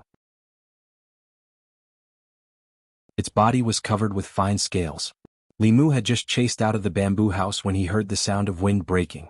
A black shadow came right at his head. Li Mu stretched out his arm to block. His body retreated a few steps before he regained his balance. Even so, his arm was still numb. The most powerful thing about monsters was their bodies. If not for Li Mu's dual cultivation of Buddhism and Taoism, and the fact that his body had been tempered twice by Xuandu and the abbot of Jinshan Temple, the snake demon's tail whip would have broken Li Mu's arm. However, the head-on confrontation just now had given Li Mu a clear understanding of his physical strength. Although the snake demon had the upper hand in the attack just now, its tail was still trembling slightly. This meant that Li Mu's physical strength was not much weaker than its monster form. Li Mu decided to take Bai Yi in. He wanted to use his physical strength to subdue this shape-shifting snake demon. Li Mu still remembered Xuandu's bravery. The snake demon's attack did not work. It used its tail as a drill and stabbed at Li Mu's chest. Li Mu reached out at lightning speed. He grabbed the snake demon's tail and swung it away. The snake demon was thrown out and hit a tree hard. The snake demon's body was aching. It was also shocked. This human cultivator's body was not much weaker than that of monsters. It sat on the tree and said angrily, "Damn human cultivator, I have no grudge against you. Why do you have to make things difficult for me?" Li Mu said, "You have broken the law by absorbing people's yang qi to cultivate. Come with me to the yamen and be punished. I can spare your life." "Don't even think about it." The snake demon snorted. "Do you think I can survive after I enter your yamen? Don't you humans like to extract my soul, extract my snake gall and eat snake meat?" Li Mu said, Then let's see who's the real deal. The snake demon spat out its tongue and jumped on Li Mu with the help of the tree. It was so fast that Li Mu could only see a shadow. Li Mu clenched his fists and punched forward. It hit the snake demon's head and made a dull sound. Li Mu's fist was numb. The snake demon was sent flying. It struggled a few times but still could not get up. It was shocked by Li Mu's strength and body. It endured the pain and dizziness and gritted its teeth. If you hadn't sucked my strength dry, you wouldn't have been able to defeat me. Boom. A white thunderbolt blasted a hole in the ground beside it. The snake demon's eyes were wide open. She felt a strong sense of danger from the white thunderbolt. If this thunderbolt hit her body would definitely be turned into ashes. Even her soul would not be able to escape. Li Mu saw that the snake demon was stunned and did not continue to force it. How about we make a bet? If you win, I'll let you go. If you lose, you'll follow me back to the yamen and accept the punishment of the law. However, I can guarantee that the crime you committed will not be punishable by death. The thunderbolt just now had proved that this person had the ability to kill her. He was the knife and she was the snake meat. She had no choice. She sat up and asked, "What are we betting on?" Li Mu said, "Let's bet on whether you can disturb my concentration. If you can, I'll let you go." The snake demon hesitated for a moment and said, "Wait for me to put on my clothes." She slithered into the bamboo house. When she came out, she had already turned into a human and was wearing an emerald green dress. She walked to Li Mu's side and looked at him with fear and confusion. But soon she snorted. A normal man would not be able to maintain his concentration under her seduction. Li Mu stood there. The snake demon's lower body revealed its original form and gently wrapped around Li Mu's legs. She hooked her arms around his neck and leaned close to his ear. She gently exhaled and said, "It's boring to cultivate alone. Why don't we do something happier?" Although she said that, she was actually thinking about whether or not she should just reveal her true form and swallow him in one gulp. This thought only flashed through her mind, but she directly rejected it. First, she had never eaten a human. Second, she could not see through this person's cultivation. She was afraid that she would die in his hands before she could take action. Moreover, although this human cultivator was abominable, he was quite handsome. If she could subdue him and absorb his yang qi to cultivate every day, it would be an inexhaustible source. Wouldn't that be a better way to cultivate? Under such close contact, Li Mu's heartbeat was normal, but the snake demon's heart was in chaos. She had always absorbed people's yang qi through illusions. When had she ever used her own body as bait? This man's yang qi that hit her in the face made her a little restless for a moment. Even her body became weak and she no longer had the strength to wrap around Li Mu. Soon, she realized that there was indeed a steady flow of power in her body. She immediately let go of Li Mu and said in horror, "What did you do to me?" Li Mu slowly opened his eyes and exhaled softly. He did not expect that one day he would still be reduced to the point where he had to rely on his body to cultivate. The desire provided by this snake demon was more than the two female ghosts and Lu Hanyan combined. Collecting the 7 emotions was indeed more useful the higher one's cultivation was. "You lost." Li Mu looked at her and walked toward the snake demon. He said, "Come back to the county office with me." He took a few steps and suddenly stopped. He raised his head and looked out of the bamboo forest. There was a powerful demon qi that soared into the sky and was quickly approaching the bamboo forest. That demon qi was much stronger than this green snake. It must be a monster of the middle 3 realms that had condensed a demon core. The green snake also felt the demon qi. Joy appeared on its face and it said loudly, "Sister, save me."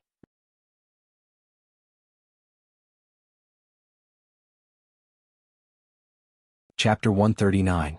Feeling the strong demonic aura, Li Mu couldn't care less about the green snake.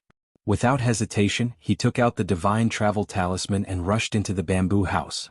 He grabbed the man's body and rushed out of the bamboo forest from another direction.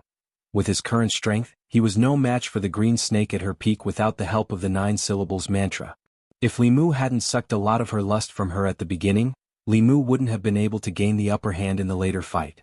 If he encountered a core condensation monster, he had no other choice but to run. Li Mu's figure quickly disappeared. A white figure came from outside the bamboo forest and landed beside the green snake. The green snake looked up at her and pointed in the direction Li Mu left. She gritted her teeth and said, "Sister, go and catch that human cultivator." The woman in white looked at the green snake who was lying on the ground and snorted. "Don't think I don't know that you secretly suck the yang qi of humans to cultivate. I came out this time to catch you. The green snake got up from the ground and said, Then you don't care if I'm bullied by humans? The woman in white pulled her ear and said, You deserve it. If the government finds out, I'll see how you explain it to your father. Thinking that the human cultivator just now seemed to be from the government, the green snake's heart thumped. However, she was still unconvinced. Didn't you sneak out not long ago? Why are you only talking about me and not yourself? You still dare to talk back. See how I'll deal with you when we get back. The woman in white glared at her. She rolled up a demon wind and took the green snake with her, quickly disappearing into the bamboo forest. At the foot of the mountain, Li Mu carried the unconscious man and ran quickly on the mountain path. There was only the sound of the wind in his ears.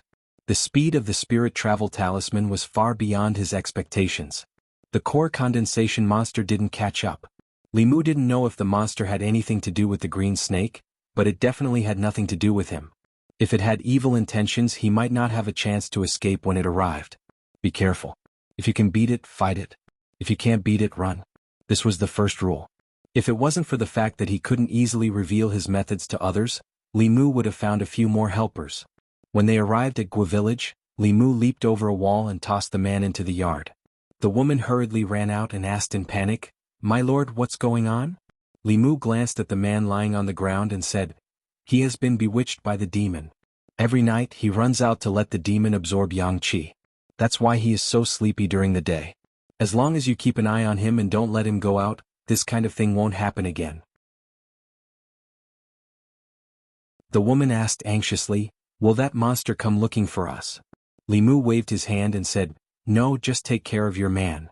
The snake demon was clearly not that bold. Otherwise, she would have fed on humans or gone around seducing men instead of waiting for them in the bamboo house. In the end, it was the man himself who couldn't resist the temptation, which gave the demon the opportunity to take advantage of him. Thank you, my lord. The woman bent down and carried the man on her shoulders, saying, I'll tie him up and keep him in the house. If he dares to run out again, I'll break his legs. Li Mu left Gua village and replaced the teleport talisman on his leg with a low-level talisman he drew himself. This high-level talisman was much faster than the one he drew.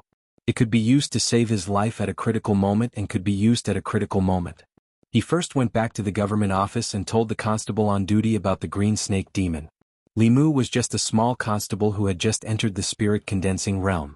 He wasn't qualified to deal with the matter of a shape-shifting demon, let alone a demon cultivator who had formed a demon core.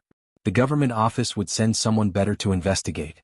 Although he didn't catch the green snake, Li Mu had sucked her lust to his heart's content. A demon with such a cultivation level would have a lot of emotional power. If it were an ordinary woman, Li Mu might have to suck thousands of them to reach the spirit condensing realm. But if he sucked the green snake every day, he might be able to reach the spirit condensing realm in less than a month. In fact, he shouldn't have made a bet with the green snake. He should have caught her and sucked her lust every day to help him cultivate. After tailing Gua village for a long time and fighting the green snake, he had to report back to the government office. When he got home, it was already midnight. Lu Hanyin and the others were already asleep. Li Mu didn't have time to eat in the afternoon. He was going to cook a bowl of noodles for himself. As soon as he walked into the yard, Lu Hanyin came out from the inner yard with a lantern in her hand. Li Mu asked in surprise, Why aren't you asleep yet? Lu Hanyin yawned and said, I'm a little hungry and can't sleep. I'm going to cook a bowl of noodles. Do you want to join me? Li Mu said, Then cook a bowl for me too. Soon Lu Hanyin cooked 2 bowls of clear soup noodles. The 2 of them ate in Li Mu's room. In addition to a few vegetables, Li Mu also had 2 poached eggs in his bowl. His appetite was greatly increased. He finished the noodles quickly and even drank the soup. When he put down the bowl, he saw that Lu Hanyin's noodles hadn't been touched. He was stunned for a moment and asked, Why aren't you eating? Lu Hanyin supported her chin with one hand and said, I'm suddenly not hungry anymore. If you can still eat, eat mine too. Li Mu looked at her and picked up the bowl in front of her. Lu Hanyin seemed to have seen it. She suddenly grabbed his wrist, pulled up his sleeve and asked, What happened to your hand? Li Mu looked down and found that there was a bruise on his wrist, which should have been caused by the tail of the green snake just now. Although his body was also very strong, it still couldn't be compared with that of a monster. He lowered his head to eat the noodles and said, I went out to handle a case at night and found a monster.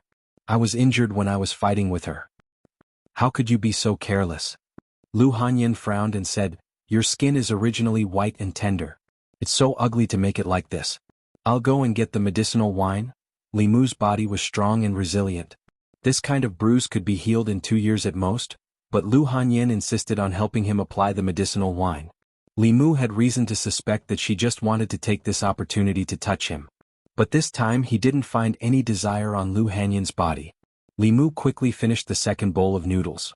Lu Hanyin put away the bowls and chopsticks and asked, "Are you still cultivating tonight?" Li Mu said, "I'm fine with anything. It's up to you." Lu Hanyin put away the bowls and walked out. She quickly came back in, took off her shoes and sat cross-legged on the bed. Li Mu also got on the bed and sat opposite her.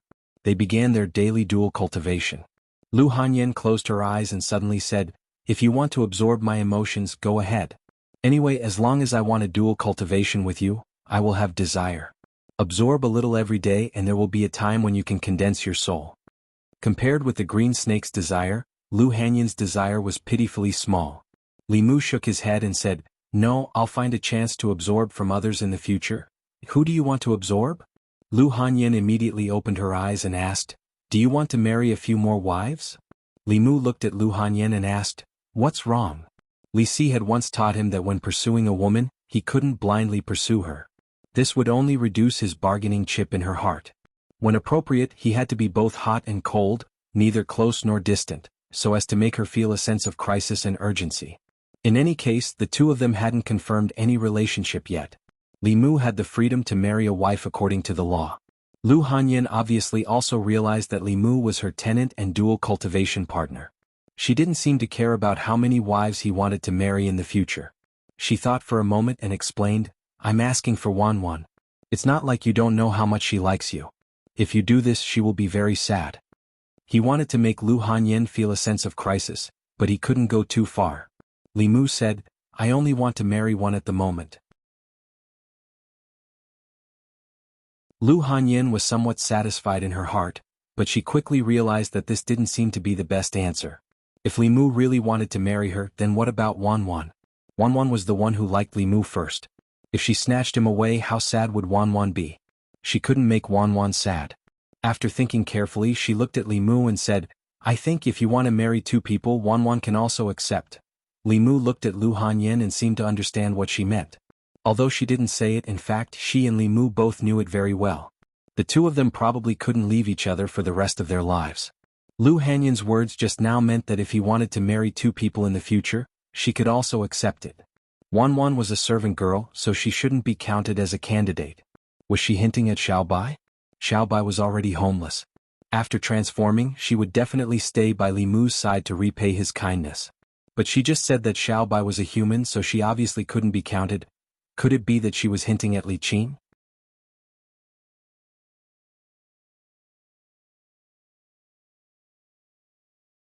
Chapter 140. Li Mu had only been in the prefecture capital for a few days, but he had already gained a lot. He had thought that he would only be able to condense the last two spirits when the time was right. He did not expect that he would be able to collect so much desire so quickly. More importantly, he had found a way to collect lust. Whether it was humans, ghosts, or demons, as long as they coveted Li Mu's yang qi, soul, beauty, body, etc., they would all generate desire. Now that he thought about it, he should not have sucked in too much of the green snake yesterday and been discovered by her. If he had pretended to be an ordinary person who had been charmed by her and contributed a little yang qi every day and absorbed a little desire, he would have accumulated enough desire to condense his soul in 2 months at most. He had been too careless. Early in the morning, Constable Zhao personally asked Li Mu about the details of last night's situation. Li Mu told him the truth about the green snake. Constable Zhao said worriedly, "One of them is in human form while the other is in core formation. This is not easy to deal with. I hope that the core formation demon will not cause any more trouble." After a while, he went to the back of the office. When he came out, he had a piece of jade in his hand. He handed the jade to Li Mu and said, "This is a spiritual jade. The jade contains spiritual qi and can be used directly for cultivation. Although you did not bring the snake demon back, you saved the commoner from her. You have completed your task. This spiritual jade is your reward." Li Qing had once mentioned to Li Mu that cultivation resources were abundant in the prefecture government. One could obtain spiritual jades, fulu, pills, magic weapons, and even secret techniques through completing tasks. These were the most important factors that attracted cultivators to work for the imperial court. There were no sects or clans to provide them with cultivation resources. This path was almost the only way to obtain cultivation resources that were allowed by the law, and it was also the only way for them to obtain cultivation resources. Spiritual jades were a type of jade that contained spiritual qi. They were also the most common and basic cultivation resource. They were originally just ordinary jades because they had the ability to store spiritual qi. If they were placed in a place with abundant spiritual qi, they would accumulate a large amount of spiritual qi over a long period of time. The quality and size of spiritual jades were different, and the spiritual energy contained in them differed greatly. The spiritual jade in Li Mu's hand was very small, and the spiritual energy contained in it was equivalent to 7 or 8 days of guided cultivation. This kind of errand allowed him to absorb desire and obtain cultivation resources. It was the best of both worlds. After absorbing the spiritual qi in the spiritual jade, Li Mu gently pinched the jade in his hand and it turned into fine powder. He didn't read the book. Instead, he sat quietly in the guardroom and used the soul-searching talisman to search through the memories in his mind. This time he wasn't searching for himself, but the memories of Reverend Thousand Illusions. Previously, when Venerable Master Thousand Illusions failed to possess Li Mu's body, his consciousness was wiped out by the power of heaven and earth. However, his memories remained in Li Mu's body. At that time, these memories flashed through Li Mu's mind for a moment before quickly dissipating. Li Mu thought that those memories had completely disappeared, but when he accidentally used the soul-searching talisman, he discovered that those dissipated memories actually still remained in his mind. What surprised Li Mu was that through the soul-searching talisman, he could see not only the memories of the months when Venerable Master Thousand Illusions occupied Old Wang's body, but also the memories that belonged to the real Venerable Master Thousand Illusions. Venerable Master Thousand Illusions was one of the 10 great elders of the demon sect and a powerhouse of Dongxian. His memories were more useful to Li Mu than the Yaman's library. Although Li Mu had only searched a very small part of his memories, the contents of that part greatly broadened Li Mu's knowledge. The corpse sect was one of the 10 great sects of the demon sect. As an elder of the corpse sect, Venerable Master Thousand Illusions was very good at refining corpses. Less than half a month after the death of the old landlord Zhang, Venerable Master Thousand Illusions had used a secret technique to refine a jumping zombie with decades of cultivation. After that, he even used the Yin-Yang 5-element soul refining formation to raise the strength of the flying zombie to the level of Dongxian, directly deceiving the 3 Dongxian cultivators of the Fulu school in Xuanzong. Now that he thought about it, it was no wonder that he was so familiar with the altar under the Bay of Clearwater. For an elder of the corpse sect, that kind of corpse-nurturing formation was nothing but child's play. In his memories, there were many cruel and bloody secret techniques of the demonic path. In addition to the Yin-Yang 5-element soul refining formation, there were also the 18 Yin prison formation, the 10 ghosts god-trapping formation, and other demonic path formations. Li Mu only skimmed through these and didn't understand them in detail. The Thousand Illusions demonic art, cultivated by Venerable Master Thousand Illusions, could create a split soul with all of his memories. By taking over someone else's body, he could be reborn and achieve immortality. Although Li Mu didn't plan to cultivate this demonic path technique, regardless of whether it was the demonic path or the righteous path, there were some similarities that he could learn from. He could learn from the Thousand Illusions demonic art's split soul technique and leave a life-saving skill for himself. Li Mu couldn't digest all of Venerable Master Thousand Illusions' memories in a short time. After searching for a short time, his head started to swell. He took off the soul-searching talisman and planned to rest for a while. A Yaman runner walked in from outside and said, "Li Mu, here's an invitation for you." Li Mu took the invitation and opened it to see that it was from shopkeeper Su. Tonight he was hosting a banquet at the Su mansion and invited some friends. He also invited Li Mu to thank Li Mu for saving Su Hao's life. Li Mu hadn't decided whether or not to go. Compared to the delicacies of the Su mansion, he still preferred Lu Hanyan's home-cooked dishes. Lu Hanyan hadn't been in a good mood for the past 2 days. The construction of the Yunyan Pavilion branch didn't seem to be going smoothly. Zhang Shan returned to Yangqiu County for a few days and came to the county capital to help with the construction of the new Yunyan Pavilion.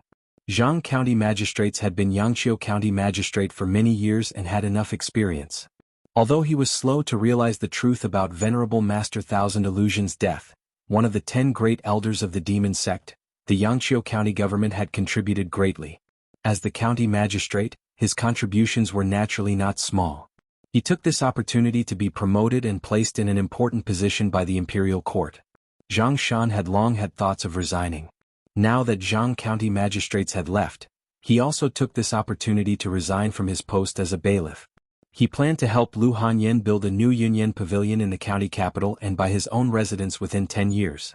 Although Lu Hanyan was quite capable, she was still a woman and wasn't suited to show her face in certain matters. After asking Zhang Shan, Li Mu found out that the profits in the county capital had long been divided up by the major merchants. It was almost impossible for the new shop to interfere and take a share of the profits. Zhang Shan looked at Li Mu and asked, "Do you want to ask Li Si for help?" Li Mu shook his head and said, "No need." Li Si was living off a woman in the county magistrate's residence. Although no one in the county capital could bully him, it wasn't realistic for him to use his position to bully others. Li Mu walked into the inner courtyard and saw Lu Hanyan sitting by the stone table. She rested her chin on one hand and looked worried. Li Mu walked over and sat across from her. He asked, "What do you plan to do now?" Lu Hanyan said, "The bookstores, music stores and opera houses have all been firmly occupied by those people. Nothing can enter. If there's really no other way, then we won't open a branch. In any case, the 4 shops in Yangqiu County are enough for us to spend our entire lives. Let's not think about these things." She shook her head and stood up. "What do you want to eat? I'll go cook." Compared to the banquet at the Su Manor, Li Mu still preferred to eat at home. He casually threw the invitation on the table and said, "Whatever. I'll eat whatever you cook." Lu Hanyan's gaze inadvertently skimmed over the invitation and saw that it was quite exquisite. She opened it and looked at it. She said in shock, "Why would the Su family invite you?" Li Mu said in surprise, "You know of the Su family?" "Of course." Lu Hanyan held the invitation and said, "They're also a major merchant in the county capital. If they're willing to help, the matter of the branch is nothing." Lu Hanyan looked expectantly at Li Mu and asked, "To think that the Su family would invite you to a banquet, and it was even personally invited by shopkeeper Su. Are you close to him?" Li Mu nodded and said, "We've only met once." Seeing Lu Hanyan's expression, Li Mu knew that this banquet was unavoidable. Although Li Mu and shopkeeper Su had only met once, after the banquet, Li Mu had mentioned to him that he had a friend who wanted to open a shop in the county capital. Shopkeeper Su had expressed a strong desire to take care of him. In the business world, the Su family was undoubtedly the local tyrant of the county capital. In just half a day he had already helped the Union Pavilion establish all the connections and even helped choose the location of the shop. This was undoubtedly telling everyone that the Union Pavilion had the support of the Su family behind it. If anyone wanted to do anything wrong, they had to consider the Su family. Li Mu also did not expect that his small effort back then would be exchanged for the Su family's great help. Lu Hanyan came back from looking at the shop in the morning. She looked at Li Mu and said, "Thank you." Li Mu waved his hand. "We're on the same side. You're welcome." Lu Hanyan did not say much. She glanced in the direction of Li Mu's bedroom. Li Mu walked into the bedroom. Lu Hanyan followed him in and closed the door. Wanwan carried Xiao Bai and stood in front of the moon door. She muttered, "What do Miss and young master have to talk about every day in the room?"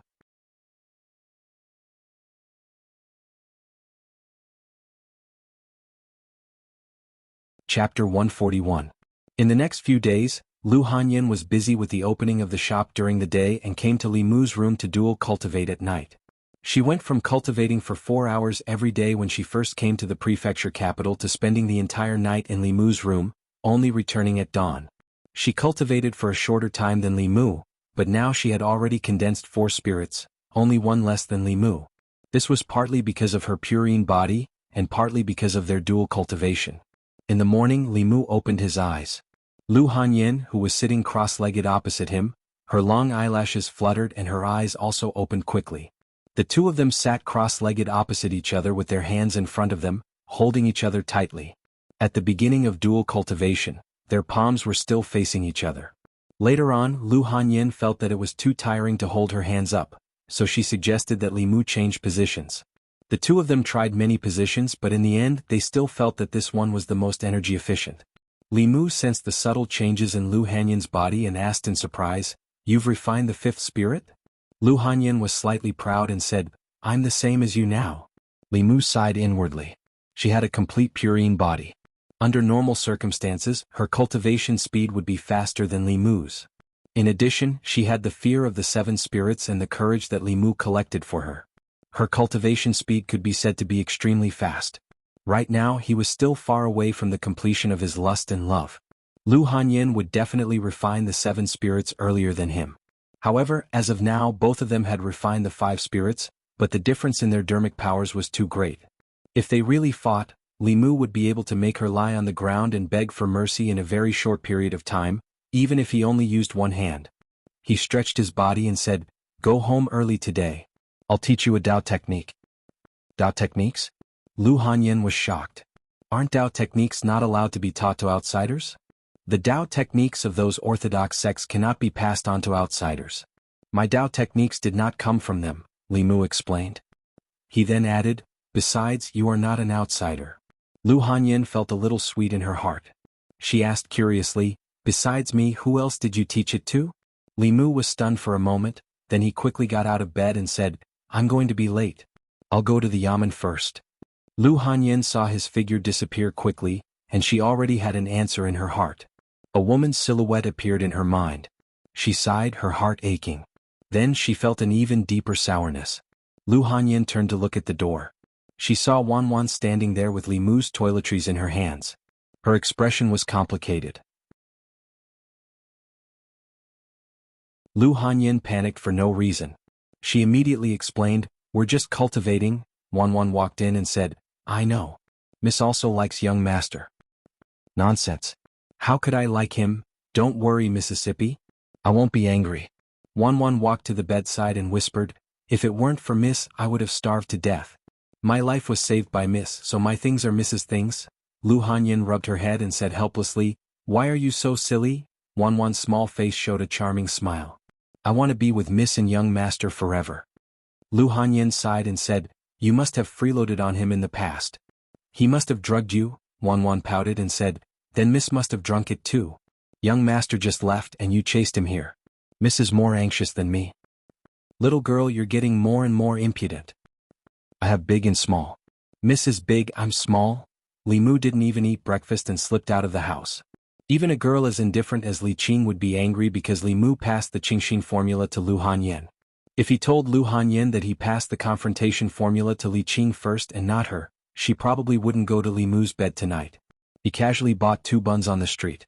After filling his stomach, he went to the yamen. Because of his outstanding performance in the entrance examination, Li Mu didn't have to work hard on patrolling the streets. Most of the time, Li Mu stayed in the duty room alone. He originally planned to comb through Thousand Illusions' venerable master's memories. When he walked into the duty room, he found that Constable Zhao was also there. "Good morning, Constable Zhao." Li Mu walked into the duty room and greeted him. Constable Zhao walked over and said, "You're not early. I've been waiting for you." Li Mu asked, "Is there an errand again?" Constable Zhao nodded and said, "I originally planned to arrange for someone else to investigate this errand, but since you've come to the yamen, I think it's best for you to go." Li Mu asked, "What errand?" Constable Zhao said, "Do you still remember that you asked me about Chu Jiang of Gojoseon?" Li Mu had just killed a ghost general under Chu Jiang of Gojoseon. Furthermore, Chu Jiang of Gojoseon was backed by the Nether Saint, who was also one of the 10 great elders of the demon sect. How could he forget? Li Mu probed, "Could this errand be related to Chu Jiang of Gojoseon?" Constable Zhao smiled and said, "Don't worry, I'm not asking you to capture Chu Jiang of Gojoseon. I just want you to investigate a place. This place may involve a ghost general under Chu Jiang of Gojoseon. If it was just a ghost general, it would be fine. With Li Mu's current cultivation, even if he couldn't defeat a 4th realm ghost, he could still escape unscathed." Constable Zhao thought that he still had concerns and said, "Don't worry, this errand isn't too dangerous."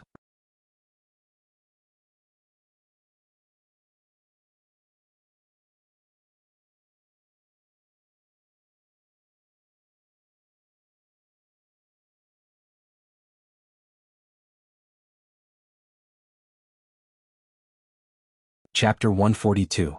After coming down from the small building, Li Mu raised his head and looked up. There were 4 floors in this building. Each floor had a square wooden plaque. From top to bottom, they were respectively heaven, earth, black, and yellow. This was the treasure vault of the county government. It was used to store the rewards of the county government. According to the contributions of the officials, The rewards were divided into 4 levels. The higher the floor, the higher the grade of the magic treasures.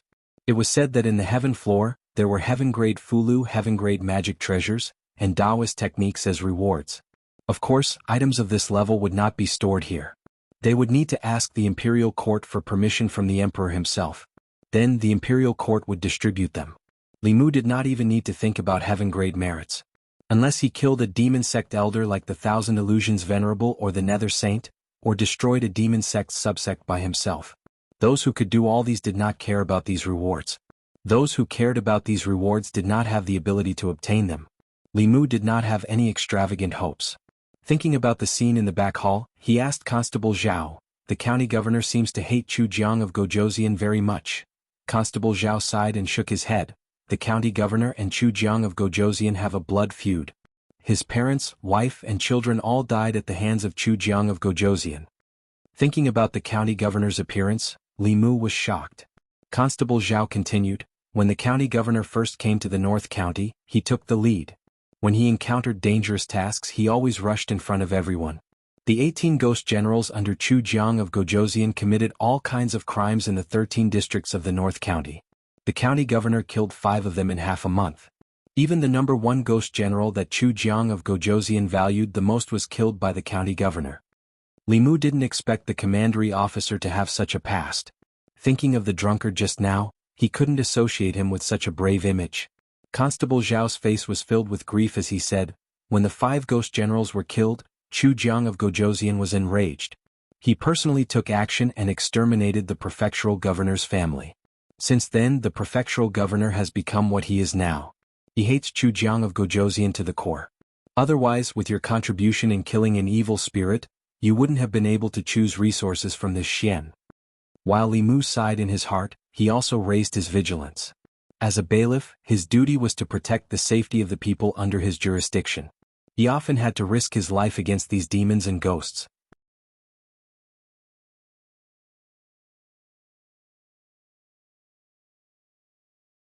Lu Hanyan treated her as a younger sister, but in her heart, she had always regarded herself as a maid.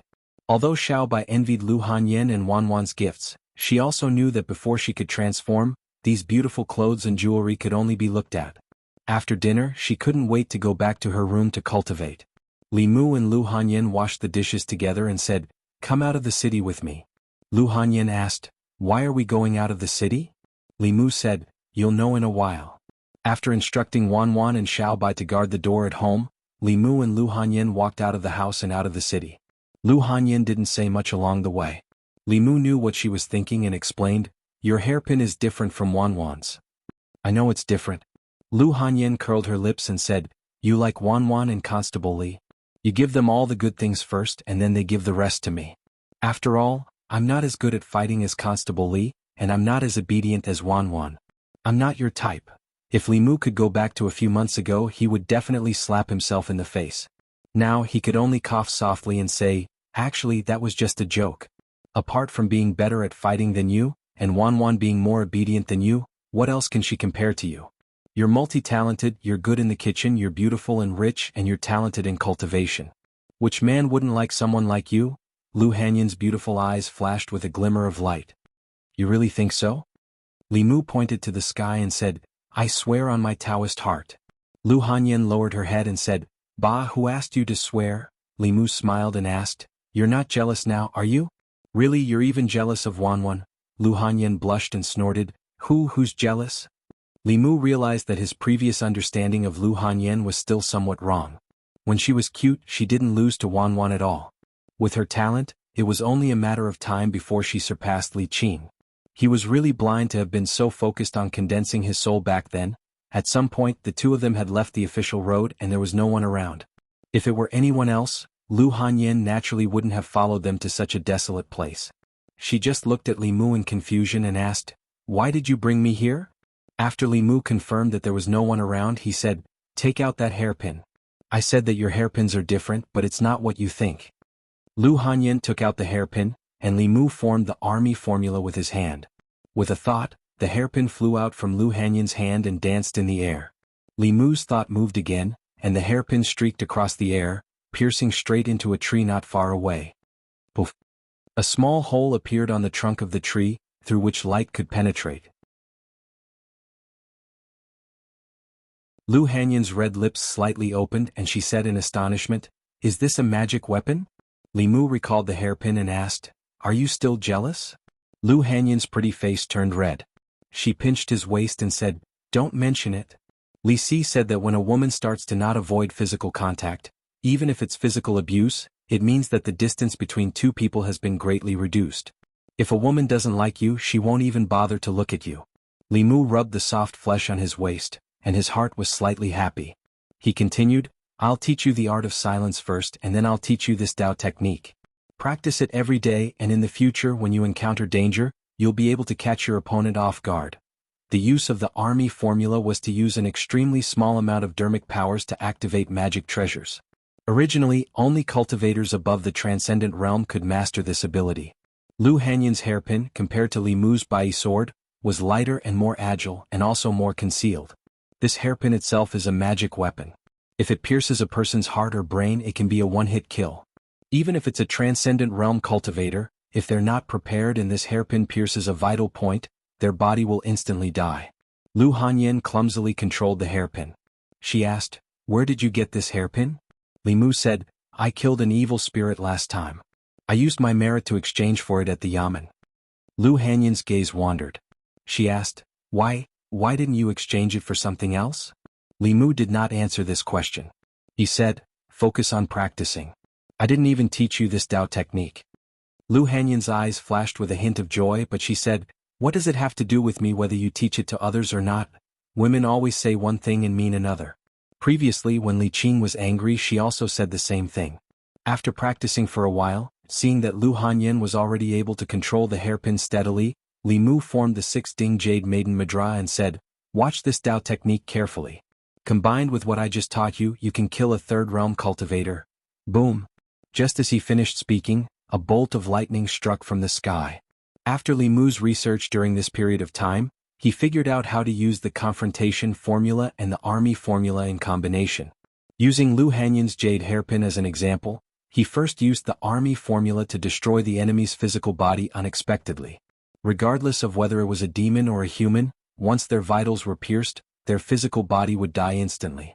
As for third realm demons and assembled spirit cultivators, after their physical bodies died, their souls could still leave their bodies and survive.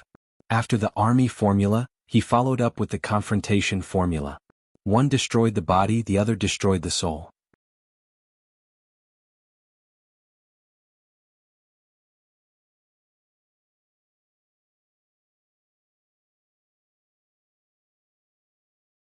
Chapter 143. Although Lu Hanyan refused verbally, her body was very honest. Her physical strength and magic power were seriously overdrawn. If she didn't let Li Mu help, she could only crawl back. Li Mu gave her 3 choices. She could either hug, piggyback, or crawl back on her own. After thinking for a while, she still chose to let Li Mu piggyback her. She lay on Li Mu's back and hooked her arms around his neck. She said suspiciously, "Did you do it on purpose? Just now you kept telling me to practice more. Li Mu, do you think I want to piggyback you? You're so heavy." Lu Hanyan snorted and said, "What do you know? It's not like the lighter a woman is, the better." She wasn't wrong. Women weighed less than 100, so they were either flat-chested or short. Lu Hanyan's chest was flat, and she wasn't short either. She was hinting to Li Mu that she had a good figure and where her flesh should be. Li Mu shook his head and said, "How would I know? It's my first time piggybacking a woman." Lu Hanyan curled her lips. "Isn't it my first time being piggybacked?" Li Mu piggybacked her and walked straight along the official road. Lu Hanyan rested her head on his back and suddenly asked, "What you said last time, is it true?" "Which one?" "You said that in 2 years, if you and I haven't married, we'll be together." Li Mu's footsteps paused and then he continued forward. "Of course it's true." Lu Hanyan said, "Didn't you say that I'm not your type?" "That's because I'm stubborn. Who wouldn't like someone like you?" Li Mu asked as he walked. "So you agree?" Lu Hanyan's lips curled up. "It depends on your performance in the future." Li Mu had been waiting for her to say this for a long time. He let out a sigh of relief and his footsteps became lighter. Lu Hanyan said again, "However, I have another condition." Li Mu asked, "What conditions?" Lu Hanyan said, "Wan Wan and I will never be separated for the rest of our lives." Li Mu asked. What do you mean? Lu Hanyin snorted and said, don't play dumb. Don't think that I don't know that you had this idea from the beginning. When you used the barbecue to lure Wanwan, you had this idea in your heart, right? Li Mu defended himself. I can swear to the heavens that at that time, I didn't have any thoughts about you. Lu Hanyin was jealous. At that time, you were interested in Constable Li, weren't you? Li Mu knew that she was starting to be jealous of Li Qing again. He changed the topic and asked, when can we start the real dual cultivation? As expected, Lu Hanyin's attention was diverted by this question. She said softly, don't even think about it now. We'll talk about it when you marry me. Li Mu actually didn't think about it now. There were too many resources that could be used to cultivate the lower three realms. Soul power, courage, and spirit jades. Even if they didn't cultivate yin and yang dual cultivation, their cultivation speed wouldn't be too slow.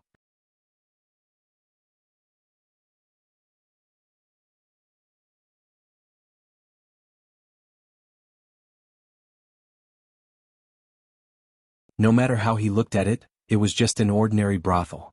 Most of the men coming out of Spring Wind Pavilion had gloomy faces.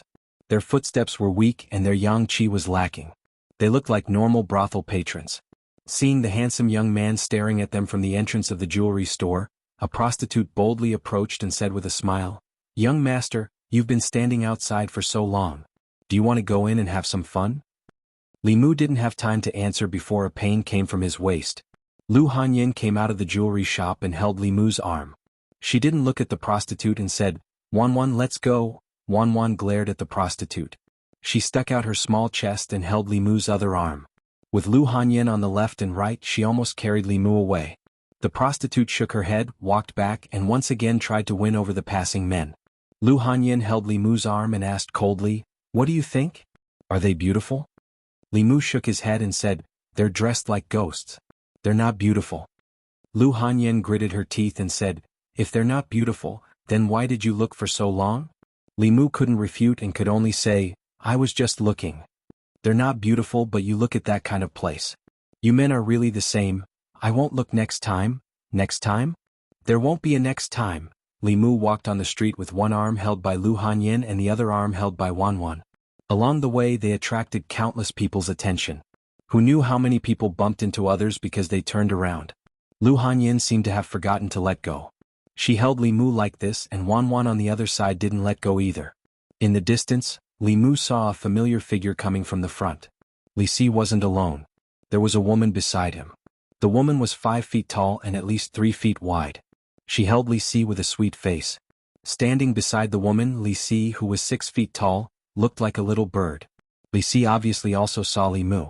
He looked at Lu Hanyin on Li Mu's left, then looked at Wanwan on Li Mu's right, and then looked at his own side. He looked up at the sky and tried hard not to cry.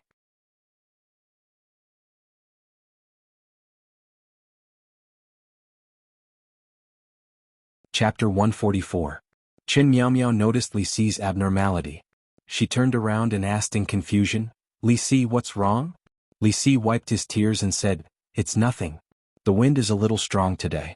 I think some sand got into my eyes. Qin Miao Miao said with concern, let me help you blow. No need. Li Si said, I'll be fine after I cry for a while. Lu Hanyin saw someone familiar and quickly let go of Li Mu's hand. Wanwan also let go. Li Mu glanced at Li Si and smiled at Qin Miao Miao. Miss Miao Miao is back. Qin Miao Miao looked at Li Mu in confusion. She quickly remembered and smiled, it's you. We met in Yangqiu County. Li Mu didn't want to disturb Li Si and Qin Miao Miao's reunion. He smiled and said, we still have some things to do. We won't disturb you. You can continue shopping. Ever since she met Qin Miao Miao, Wanwan had a lot on her mind. Li Mu accompanied Lu Hanyin to look at the unfinished shop. Wanwan couldn't help but ask, young mistress, will I look like Miss Miao Miao in the future? Just keep your little heart in your stomach. Lu Hanyin patted her head gently and comforted her. Miss Miao Miao didn't want to be like this. She doesn't eat as much as you. She then looked at Li Mu and asked, is Li Si really together with Miss Miao Miao? Li Mu had told her about Lin Wan's case and also about Li Si and Qin Miao Miao. He nodded and said, I'm afraid he has no choice but to be together with her. Lu Hanyin said, that's good too. Otherwise he won't be doing his job and loitering around brothels. Actually he wasn't like this before. Having received a lot of favors from Li Si, Li Mu decided to defend him. In the past he was just like me. He wouldn't even take a second look at the brothels when he passed by. He has a fiancée named Qing Qing. Qing Qing and he are childhood sweethearts. He scrimps and saves every day, eating steamed buns and drinking water to save up his salary. He wants to gather enough betrothal gifts for Qing Qing. Lu Hanyan listened attentively and asked, "What happened next?" Li Mu said slowly, "Later, when he gathered all the betrothal gifts, Qing Qing had already married a rich man as a concubine. She despised Li Si for being too poor and unable to give her the life she wanted." Lu Hanyan frowned and said, "The life you want depends on your own efforts. It's fine if you don't marry this kind of woman. She doesn't have any self-reliance and self-respect. She deserves to be a man's vassal for the rest of her life. It's not worth it for him to fall for such a woman." With Lu Hanyan's own experience, it was normal for her to look down on these women who worshipped money. Li Mu said, "Men can't forget their first love. Qing Qing was the first woman Li Si liked. The deeper the love, the deeper the hurt. Qing Qing Qing Qing." Lu Hanyan seemed to have thought of something. She looked at Li Mu and asked, "So, you also can't forget Arrestor Li?"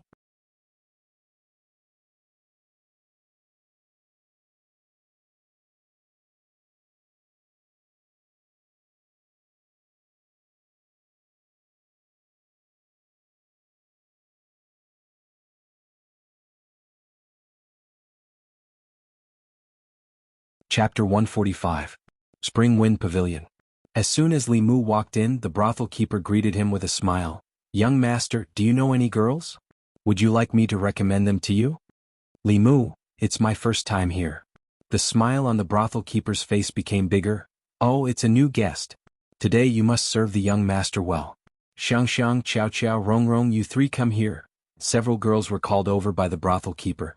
The brothel keeper approached Li Mu and asked with a smile, "These three are the top girls in our shop. They are proficient in zither, chess, calligraphy, and painting. Young master, which one do you like?" Li Mu took a step back, keeping a distance from the brothel keeper, and looked at the three girls opposite him. Of the three, one was petite and cute, one had a hot figure, and one was tall and cold. Li Mu thought for a moment, pointed to the third one, and said, "She is..." The brothel keeper said, "Rong Rong, why don't you lead the young master upstairs?"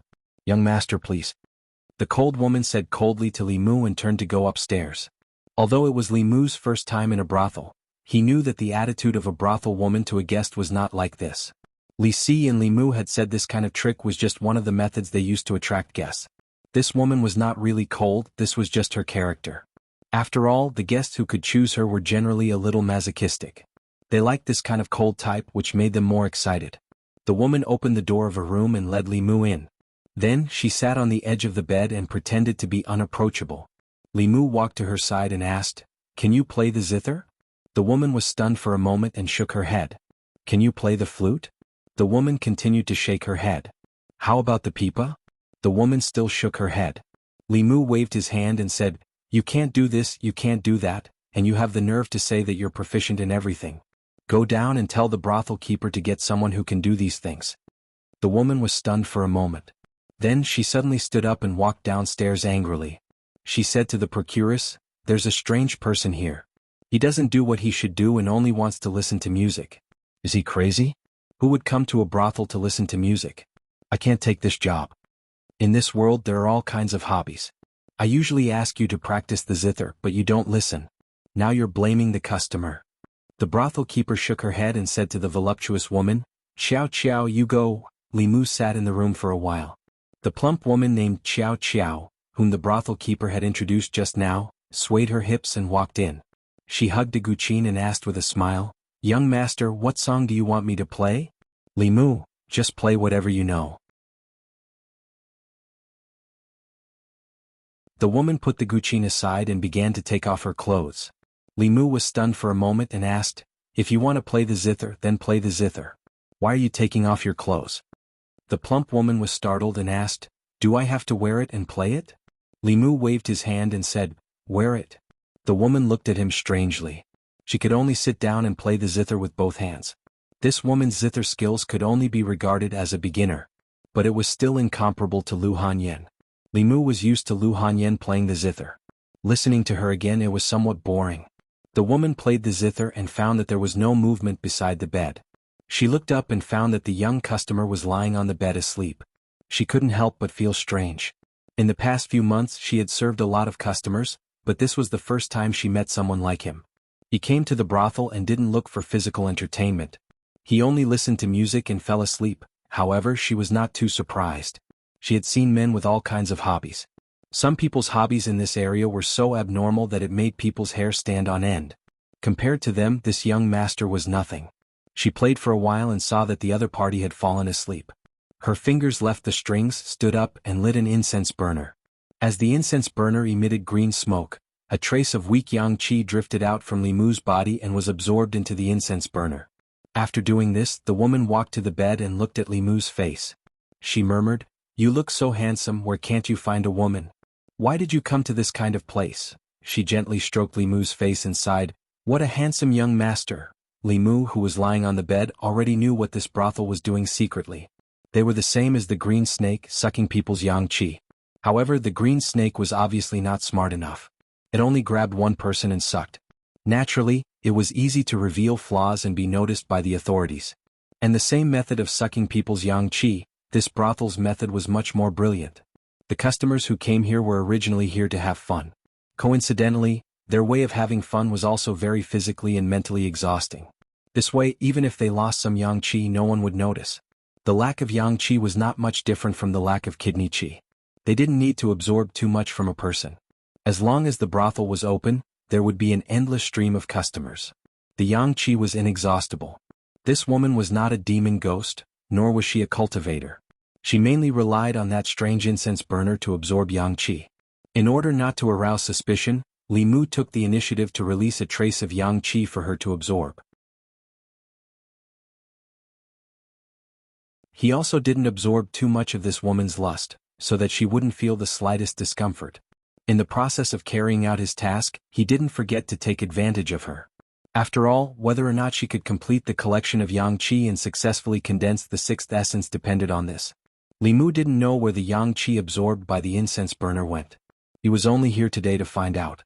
During this period he would probably become a regular here. After all, the county government didn't want to destroy this place. They wanted to secretly investigate and find out the secret of Chujiang of Gojoseon. He had absorbed enough of yang qi. If he continued, this woman would notice. Li Mu heaved a sigh of relief and slowly opened his eyes. "Young master, you're awake." The woman sat by the bed and smiled. "Do you want me to help you bathe?" "No need. I just want to sleep for a while." Li Mu said, "I haven't been sleeping well these few days. After listening to your song, I feel much better. I'll look for you again next time." The woman stared blankly as Li Mu got off the bed, put on his shoes and walked out. She sat by the bed and said in surprise, "That's it? That's it?" Downstairs, Li Mu looked at the brothel keeper and asked, "Listening to a song costs 1 tael of silver?" The brothel keeper smiled and said, "1 tael of silver is cheap. If young master goes to the music house and orders the ladies, it will be even more expensive." Li Mu didn't talk nonsense with the brothel keeper. He simply took out the money. He knew that this kind of place was expensive, but he didn't expect it to be so expensive. This money must be reimbursed by the government office later. The plump woman came down from upstairs and said, "This young master is really strange. He just listened to a song and slept." The brothel keeper didn't care and said, "There are all kinds of people in this world. It's not strange after seeing many of them." After she said that, she asked a question without rhyme or reason, "You didn't forget, right?" The plump woman nodded and said, "I didn't forget."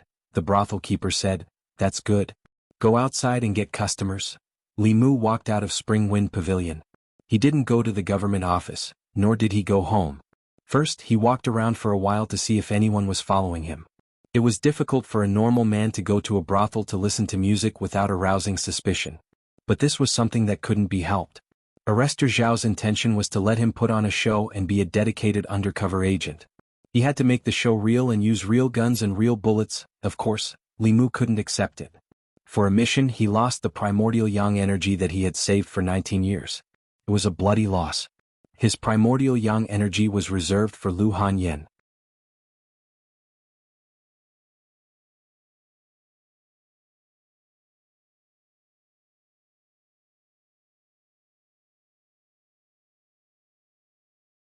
Chapter 146. Lu Hanyan was the first and only woman Li Mu had ever kissed. So he was a ghost, not a human. At that time, Li Mu's life was in danger. He was almost killed by Thousand Illusions' venerable master's soul power. He was in a coma and didn't have time to think about other things. Thinking of Su He, he didn't know if she had come out of seclusion or if she had received the two ghosts Li Mu had sent her. Lu Hanyin was keenly aware of something and asked Li Mu, "What are you thinking about?" Li Mu quickly came back to his senses and said, "You kissed me too quickly. I wasn't ready yet. Do you want to do it again? In your dreams?" Lu Hanyin left in a hurry with a red face. Li Mu was relieved. Haste makes waste, and Lu Hanyin couldn't eat hot tofu. She took the initiative to kiss Li Mu, which was already a big step forward in their relationship. If Li Mu took an inch and wanted a mile, it would have the opposite effect. Let nature take its course. One day the two of them would be able to completely give themselves to each other. Being caught by Lu Hanyin in the act of going to the brothel was also good. In the future he could openly enter Spring Wine Pavilion without worrying about Lu Hanyin being angry. During the day he only saw that the brothel was using some kind of utensils to absorb the yang energy of the customers. At night, Li Mu went to Spring Wind Pavilion again. As usual, he called a woman to play the zither while he slept on the bed. When the woman saw that Li Mu was sleeping, the zither gradually slowed down and stopped. She glanced at the sleeping Li Mu, picked up the incense burner and left the room. When she left, she didn't notice that a paper figurine the size of her pinky was stuck to the bottom of her shoe. With the sound of the door closing, Li Mu, who had long since fallen asleep on the bed, slowly opened his eyes. Paper dolls were a secret technique of the Fulu school. Originally, only the disciples of the Fulu school could make them. Li Mu had found the method to make them from the memories of the Thousand Illusions' venerable master. The paper dolls created through the Fulu method could replace the owner to do some things. They could also be used to explore dangerous places. They had a wide range of uses. With the aid of the paper doll, he could hear the voices around the woman. In his ears, other than the sound of gentle footsteps, there were occasional moans of men and women. As the woman walked down the stairs and into the backyard, Li Mu's ears finally quieted down. Spring Wind Pavilion backyard. The woman carried the incense burner to an ancient well. The brothel keeper of Spring Wind Pavilion was guarding the well. The woman slowly walked over and handed the incense burner to her. The procuress took the incense burner and said, "You stay here and guard. Don't let any outsiders come in." The woman nodded respectfully and stood at the mouth of the well. The procuress held the incense burner and looked around. Seeing that there was no one in the courtyard, she directly jumped into the well. Li Mu was lying on the bed in the room. He didn't know what was going on around the woman. After the procuress's voice disappeared, there was no more sound. With the help of the paper doll, the range of hearing was limited. Li Mu was too far away from the woman, so his hearing couldn't work. He thought for a moment, got down from the bed, went around the back door and flashed into the backyard. He covered his stomach and ran around. The woman found him and said in panic, "Young master, why did you come down?" Li Mu's face turned red. "Latrine, where is the latrine?" The woman pointed to the corner and said, "The latrine is there." Li Mu ran into the latrine in the corner of the courtyard. The woman looked at the latrine and then at the mouth of the well. She slowly put down a wooden bucket. Li Mu closed the latrine door and silently recited the clear heart chant to eliminate all disturbances. Finally, with his hearing he vaguely heard some sounds. The sound came from underground. Li Mu thought of the dry well in the courtyard. He was sure that there was a problem with the well. Ghost General, last place, sacrifice Yang Qi. The sound coming from underground was very weak. Li Mu could roughly hear it. He was worried that if he stayed too long he would be discovered and affect his plan. After listening for a moment, he walked out of the latrine, left 1 silver and left Spring Wind Pavilion. A moment later, in the backyard of Spring Wind Pavilion, the woman lifted the wooden bucket and the procuress's body slowly floated out of the well. He looked at the woman and asked, "No one came here, right?" The woman shook her head. The nervousness on the procuress's face disappeared. She swayed her body and left. The woman left as well. As she walked, the paper dolls under her feet gradually turned to dust and disappeared. Half a month passed in a flash. In this half a month, everything in Spring Wind Pavilion was normal. The only difference was that every day, a young master would come here and pick a girl. He would only listen to music and sleep, not doing the things that men and women like to do. At first, everyone was a little strange, but after a long time they became accustomed to it. Many of the guests who came here had strange fetishes. Some had a special liking for women's feet, some liked to be whipped by girls and some liked to wear girls' underwear. Compared to them, the young master's hobbies were nothing. Yangqiu County Government. Li Mu, wearing a cloak, entered from the back door and went to the guard room. In this half a month, he went to Spring Wind Pavilion every day and secretly investigated some information. At the same time, he also accumulated a lot of lust. Almost all the prostitutes in Spring Wind Pavilion had been sucked by him. He sat in the guard room for a while.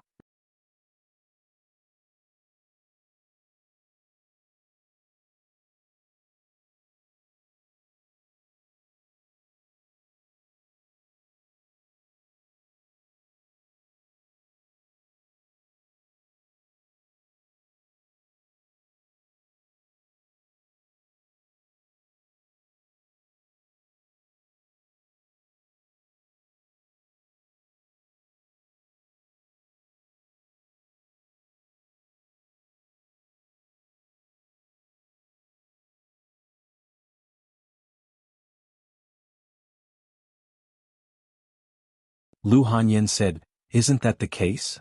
Shallow. Do you think I'm Zhang Shan who only has eyes for money?" Li Mu looked at her and said, "I like you because of your knowledge, gentleness, generosity, kindness, consideration, independence, talent, beauty and dignity. Do you also say the same to those prostitutes?" Lu Hanyan glanced at Li Mu, but her wrist involuntarily wrapped around his. The Yunyan Pavilion would officially open in 2 days. She had nothing to do, so she held Li Mu's arm and followed him all the way to the county yamen. A few constables gathered the prostitutes in a room and removed the female ghost's charm on them. After a quarter of an hour, these women came out of the room. Although their faces were a little pale, their eyes were less rigid and more lively. Several women came over and bowed to Li Mu, gratefully saying, "Thank you for saving us. If it weren't for you, we would have been bewitched by that evil ghost for the rest of our lives." Li Mu waved his hand and said, "I'm a constable. This is what I should do." The brothel keeper of Spring Wind Pavilion was even more excited. She ran over and said to Li Mu, "If it weren't for you, our Spring Wind Pavilion would be finished. If you come to Spring Wind Pavilion in the future, you can order whoever you want. I promise you that I won't charge you a single cent." Li Mu was a little emotional. He never thought that one day he would be treated like Li Si in a brothel. Then he felt the temperature around him drop, and a chill rose from his heart. He said with a straight face, "There's no need for that." The brothel keeper thought Li Mu didn't believe her, so she quickly said, "You can come over today. I'll let your favorite Chow Chow and Rong Rong serve you together." "Chow Chow, Rong Rong, why aren't you coming over?" Constable Zhao looked at the two women coming over and said to Li Mu meaningfully, "One is cold and proud, and the other is beautiful beyond compare. You really know how to choose?" Lu Hanyan looked at Li Mu with a smile and asked, "So that's what you like? Between Chow Chow and Rong Rong, who do you like more?" This was a question of death with only one correct answer. Chow Chow had a proud figure while Rong Rong was cold and arrogant. If Li Mu dared to say that he preferred the cold and arrogant one, he would have to sleep alone tonight. He cleared his throat and was about to speak when the brothel keeper spoke first. "I think His Excellency likes Rong Rong more. The first time he came, he took a fancy to Rong Rong at first sight." Lu Hanyan looked at Li Mu and said, "I'll go back first." Constable Zhao didn't understand. Li Si patted Li Mu's shoulder and said, "The devil is hidden in the details. You deserve it." When the brothel girls left the yamen, they looked at Li Mu reluctantly and said, "His Excellency will wait for you at Spring Wind Pavilion." Li Mu could somewhat understand how Li Si felt before, but he didn't want this feeling. Just as he was about to chase after Lu Hanyan, a figure came from outside. Commandant Shen walked into the yamen, holding a thick iron chain in one hand. On the other end of the iron chain was a woman with disheveled hair. Li Mu looked carefully and recognized that she was Madame Chu. However, at this time she was in a very sorry state. Her clothes were tattered and her hair was disheveled. Even her originally solid body was much more illusory.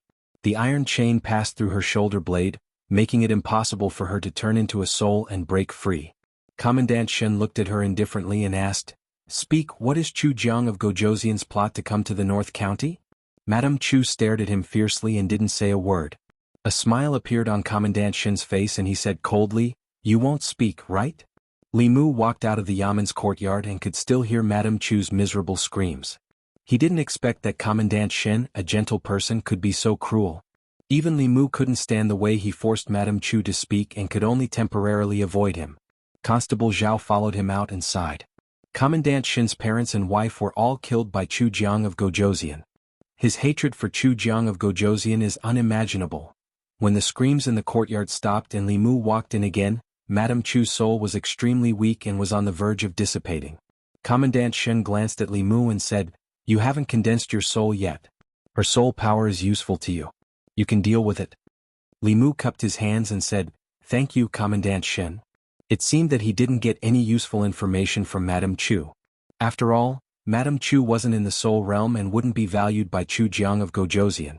She was ranked 17th among Chu Jiang of Gojoseon's ghost generals, only slightly stronger than the 18th ranked green-faced ghost. Commandant Shen untied a gourd from his waist, raised his head and drank a mouthful of wine. Then he left alone. Li Mu glanced at Madame Chu and didn't do anything. Even if he didn't do anything, this ghost's soul would dissipate in 15 minutes. The reason why Li Mu didn't do anything was that Madame Chu's yin qi was extremely pure and clear. Obviously, she hadn't killed anyone before the Spring Wind Pavilion case. However, she still wanted to kill someone. Li Mu had the ability to save her, but he didn't plan to. Madame Chu was lying on the ground and her soul was on the verge of collapse. She suddenly laughed. Li Mu looked down at her and asked, "What are you laughing at?" Madame Chu's face showed a trace of sarcasm. She said, "I'm laughing at the ways of the world. Good people don't get good rewards while evil people sit firmly in the high court."